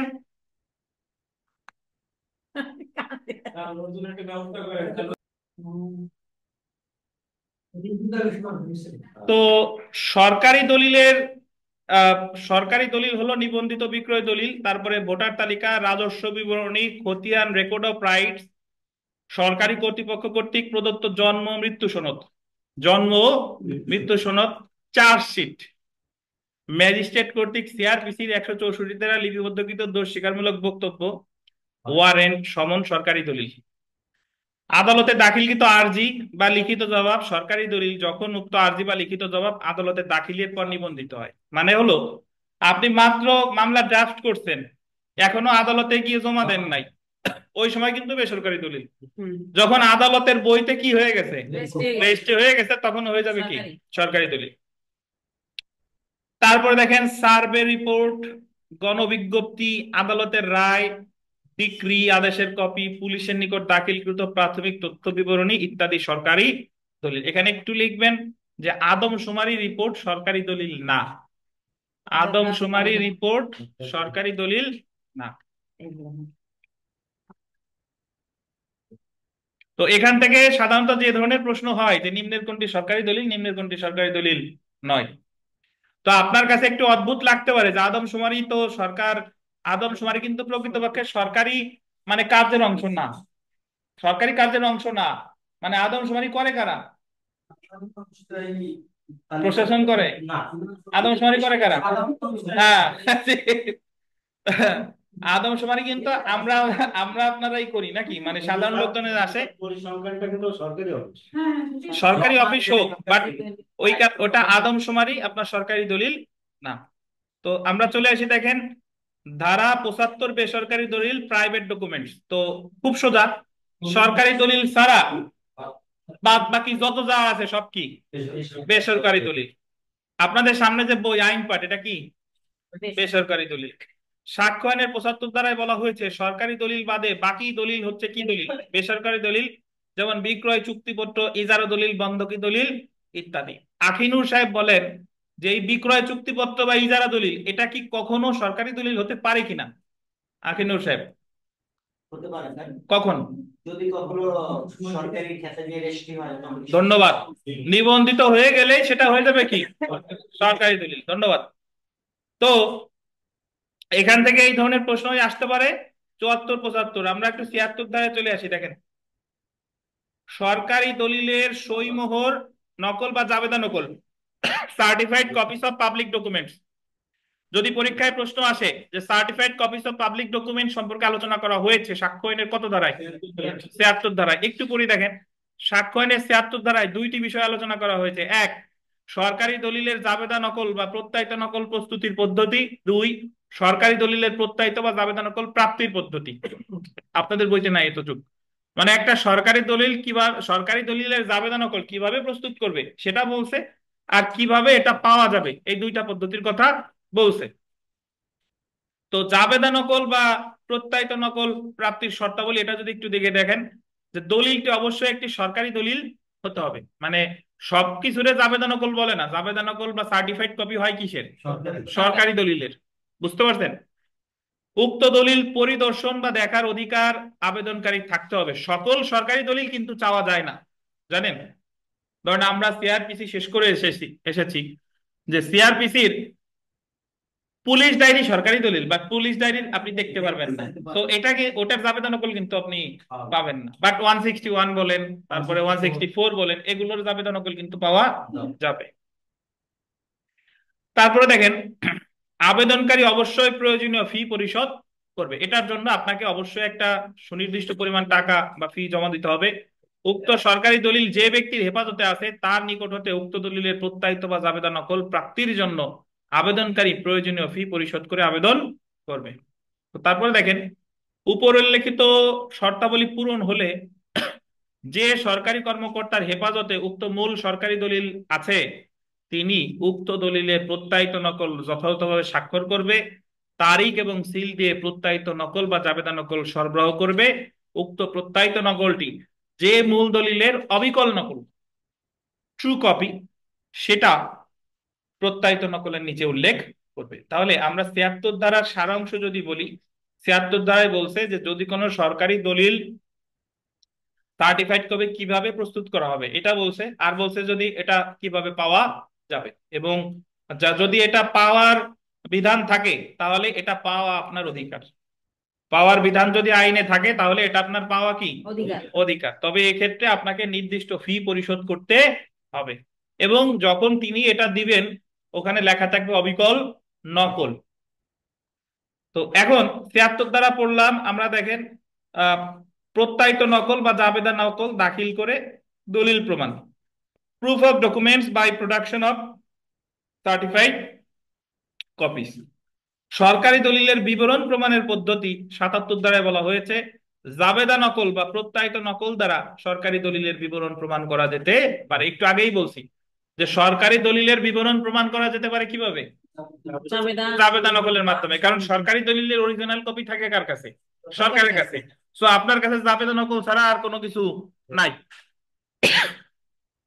৭৭ ধারা অনুসারে ৭৬ ধারায় প্রদত্ত সরকারি দলিলের প্রত্যায়িত বা জাবেদা নকল বা অবিকল নকল দাখিল করে সরকারি দলিলের বিবরণ বা সরকারি দলিলের কোনো অংশের বিবরণ প্রমাণ করা যেতে পারে। তো এখন আমি আমাদের মধ্যে মানে আমরা যারা স্টুডেন্ট তাদের মধ্যে একটা কনফিউশন তৈরি হয় যে দলিল, যেটা দলিল বলতে আমরা প্রাথমিক সাক্ষ্য বলি, মাধ্যমিক সাক্ষ্য বুঝি, আবার সরকারি দলিল বুঝি, বেসরকারি দলিল বুঝি, এটা আসলে অনেকেই আমরা ক্লিয়ার না। তো প্রাথমিক সাক্ষ্য আর মাধ্যমিক সাক্ষ্য তো বুঝেন, মূল দলিল বলে কি প্রাথমিক সাক্ষ্য, আর মূল দলিলের ফটোকপি অবিকল নকল হইলে কি মাধ্যমিক সাক্ষ্য, বুঝেন তো। এখন ওই মূল দলিলটা যদি সরকারি কার্যের রেকর্ড হয় তাহলে সেটা কি, তাহলে সেই প্রাথমিক সাক্ষ্যটা সরকারি দলিল। আর মূল দলিলটা যদি সরকারি কার্যের রেকর্ড না হয় তাহলে সেই প্রাথমিক সাক্ষ্যটা কি বেসরকারি দলিল। বেসরকারি, বুঝেন কিনা। ধরেন আপনার কাছে, সরকারের কাছে চার্জশিটের মূল কপি আছে, তাহলে ওই চার্জশিটের মূল কপি ওটা হচ্ছে কি সরকারি দলিল এবং প্রাথমিক সাক্ষ্য। বাট আপনি যদি চার্জশিটের ধরেন ফটোকপি সাবমিট করছেন আদালতে, তাহলে ওটা সরকারি দলিল বাট কি সাক্ষ্য, মাধ্যমিক সাক্ষ্য, কারণ আপনি তো অরিজিনাল কপি দেন নাই, দিচ্ছেন কি সার্টিফাইড কপি। আর আমরা জানি যে সরকারি দলিল কি দ্বারা প্রমাণ করা যায়, মাধ্যমিক সাক্ষ্য দ্বারা প্রমাণ করা যায়। তার মানে যে প্রাথমিক সাক্ষ্য সরকারিও হতে পারে আবার কি বেসরকারিও হতে পারে, ঠিক একই ভাবে মাধ্যমিক সাক্ষ্য সরকারি দলিলও হতে পারে আবার কি বেসরকারি দলিলও হতে পারে। ধরেন আপনার সামনে যে আইন পাঠ আছে এটা কি সাক্ষ্য, এটা কি দলিল, এটা আপনার সামনে আইন পাঠ মাধ্যমিক সাক্ষ্য কেন বললেন, আইন পাঠ কি কি সাক্ষ্য, প্রাথমিক সাক্ষ্য। প্রাথমিক সাক্ষ্য এটা কি দলিল, বেসরকারি দলিল। তাহলে আপনার সামনে যে আইন পাঠটা আছে এটা প্রাথমিক সাক্ষ্য, বাট এটা কি দলিল, বেসরকারি দলিল। বুঝেন কিনা। যদি রুবেলরে প্রশ্ন করি, যদি আইন পাঠের আপনি কয়টা পেজ ফটোকপি করতেন, তাহলে এটা কি সাক্ষ্য কি দলিল রুবেল বলেন। এটা আসলে আপনার মাধ্যমিক সাক্ষ্য। আর কি দলিল, এটা আসলে আপনার বেসরকারি।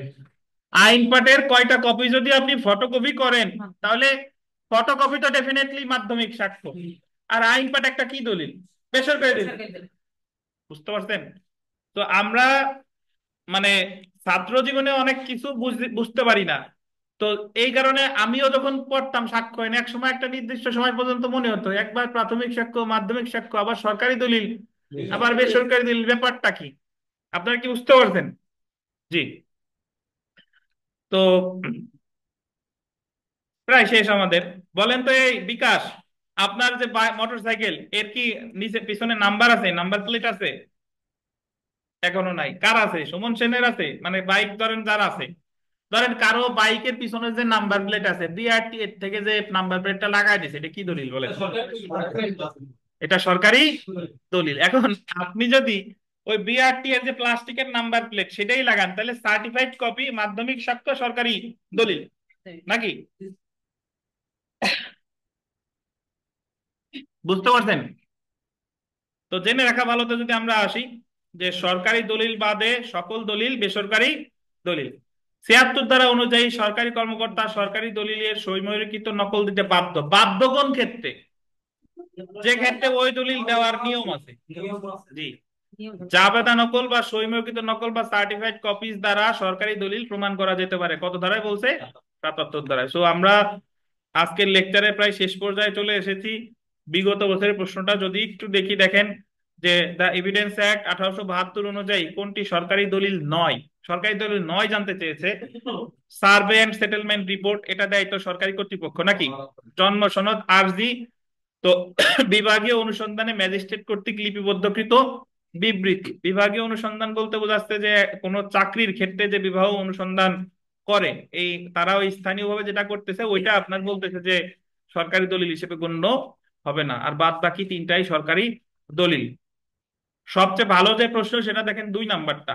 ২ নম্বরে আসেন যে দ্য এভিডেন্স অ্যাক্ট 1872-এর ৭৪ ধারা অনুযায়ী নিম্নের কোনটি পাবলিক ডকুমেন্ট নয়? পাবলিক ডকুমেন্ট নয় মানে কি জানতে চাইছে? আহ তো আমরা এখন সরকারি দলিল নয়, সরকারি দলিল নয়, বেসরকারি দলিল। বেসরকারি দলিল। তো এখানে দেখেন প্রথমে যেটা বলছে যে যে তদন্তকালে পুলিশের দিনপঞ্জি। পুলিশের দিনপঞ্জি মানে হলো পুলিশ ডায়েরি, কি দলিল? সরকারি দলিল। গ্রেফতারি পরোয়ানা কে ইস্যু করে? সরকার। সরকারি দলিল। কমনওয়েলথ সচিবালয়ের দাপ্তরিক পত্র, কমনওয়েলথ সচিবালয়ের কোনো কর্মকাণ্ডও কি সরকারি দলিল? তাহলে আপনার এখানে বলছে যে certified copy of registered power of attorney. এখন এটা আসলে উত্তরে জায়গা খুঁজে পাওয়া কষ্টকর, কারণ আমরা জানি যে সার্টিফাইড কপি যদি রেজিস্ট্রিকৃত হয় তখন সেটা কি হয়ে যায়? যে কোনো পাওয়ার অফ অ্যাটর্নি রেজিস্ট্রি করলে কি হয়ে যায়? তো যদিও এই জায়গা certified copy of registered power of attorney বলছে, বাট অ্যাকচুয়ালি মানে যৌক্তিক না। বুঝতে পারছেন? Sir registered power of attorney certified আগে হবে ভাই রেজিস্টার কথাটা না আচ্ছা, আপনি আপনার যুক্তি প্রদর্শন করেন দেই বুঝি। স্যার, এই লাস্টের লেখাটা আগে হবে, তার প্রথম দামে পরে, তাহলে এটা বেসরকারি দিল হয়। আচ্ছা, আমরা এখানে সর্বশেষ যে প্রশ্নগুলো এগুলা আছে মোটামুটি পড়ে নেবেন। একেবারে নতুন বইয়ের 22 নম্বর প্রশ্ন যেটা, এটা একটু দেখি। সেলফ প্র্যাকটিসের 22 নম্বর প্রশ্ন, এটা যদি একটু দেখেন যে সরকারি আইন, আদেশ সমূহ, নোটিফিকেশন সমূহ প্রমাণ করা যেতে পারে। সরকারি আইন কোনগুলা? সরকারি আইন মানে আমরা যে আইন দেখাই, তারপরে আদেশ সমূহ, নোটিফিকেশন সমূহ, এগুলো প্রমাণ করা যেতে পারে। দেখেন সংশ্লিষ্ট বিভাগের রেকর্ড দিয়ে, বিভাগীয় প্রধানের প্রত্যায়িত রেকর্ড দিয়ে, সরকারের আদেশ অনুযায়ী মুদ্রিত দলিল দিয়ে, উপরের কি বলেন সবগুলো। এই কথাটাই বলছে ৭৮ ধারায়। তো যাদের বইতে নাই 22 ধারাটা একটু লিখে নেবে, একেবারে 22 নম্বর প্রশ্ন আর কি। ৭৮ নম্বর ধারা, যে সরকারি আইন আছে, মিতা আছে, সরকারি আইন, আদেশ সমূহ এবং নোটিফিকেশন সমূহ এগুলা প্রমাণ করা যাবে কিভাবে? সংশ্লিষ্ট বিভাগের রেকর্ড দিয়ে, বিভাগীয় প্রধানের প্রত্যায়িত রেকর্ড দিয়ে, সরকারি আদেশ অনুযায়ী মুদ্রিত দলিল দিয়ে, সবগুলো। ভুল লিখবেন না, যদি না জানেন দেখে পরে লিখবেন। বুঝতে পারছেন বিথিকা? হ্যাঁ, ৭৮ ধারা 22 কি 22 ধারা দেখছেন? ৭৮ দ্বারা 22 নতুন যে 22 নম্বর প্রশ্ন, ঠিক আছে, আপনার 88 করতে রাখেন সরকারি আইন। পরে এক সময় যায় বলবেন কি স্যার বলছে যে ৭৮ দ্বারা সমান সমান সাক্ষ্য আইনের 22 দ্বারা।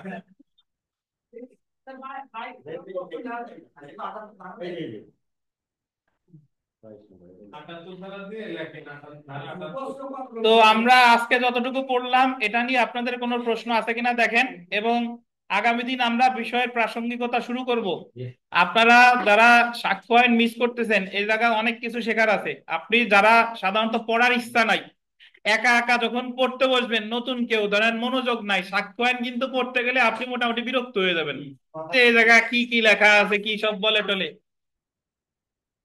হ্যাঁ। স্যার এই তো যে বইটা স্যার, হ্যাঁ, এই বইটা প্রাথমিক সাক্ষ্য হতে পারে, মাধ্যমিক সাক্ষ্যটা হতে পারে। কি কি হবে প্রাথমিক, কি পরে টুক কি, সাহিত্য কি? তো ঠিক আছে, ধন্যবাদ, ভালো থাকেন। আগামী দিন আমাদের পরীক্ষা আছে, সুনির্দিষ্ট প্রতিকার আইনের 100 মার্কের পরীক্ষা, দণ্ডবিধির 40 মার্কের পরীক্ষা। কেউ পরীক্ষার জন্য বাদ দিয়েন না, যদিও ক্লাস নাই। এত পরীক্ষা করে জি, ওই যে যে সময় আসেন এই সময় আসবেন, 4:30টায় আসবেন। কয় কয়খান পড়বো?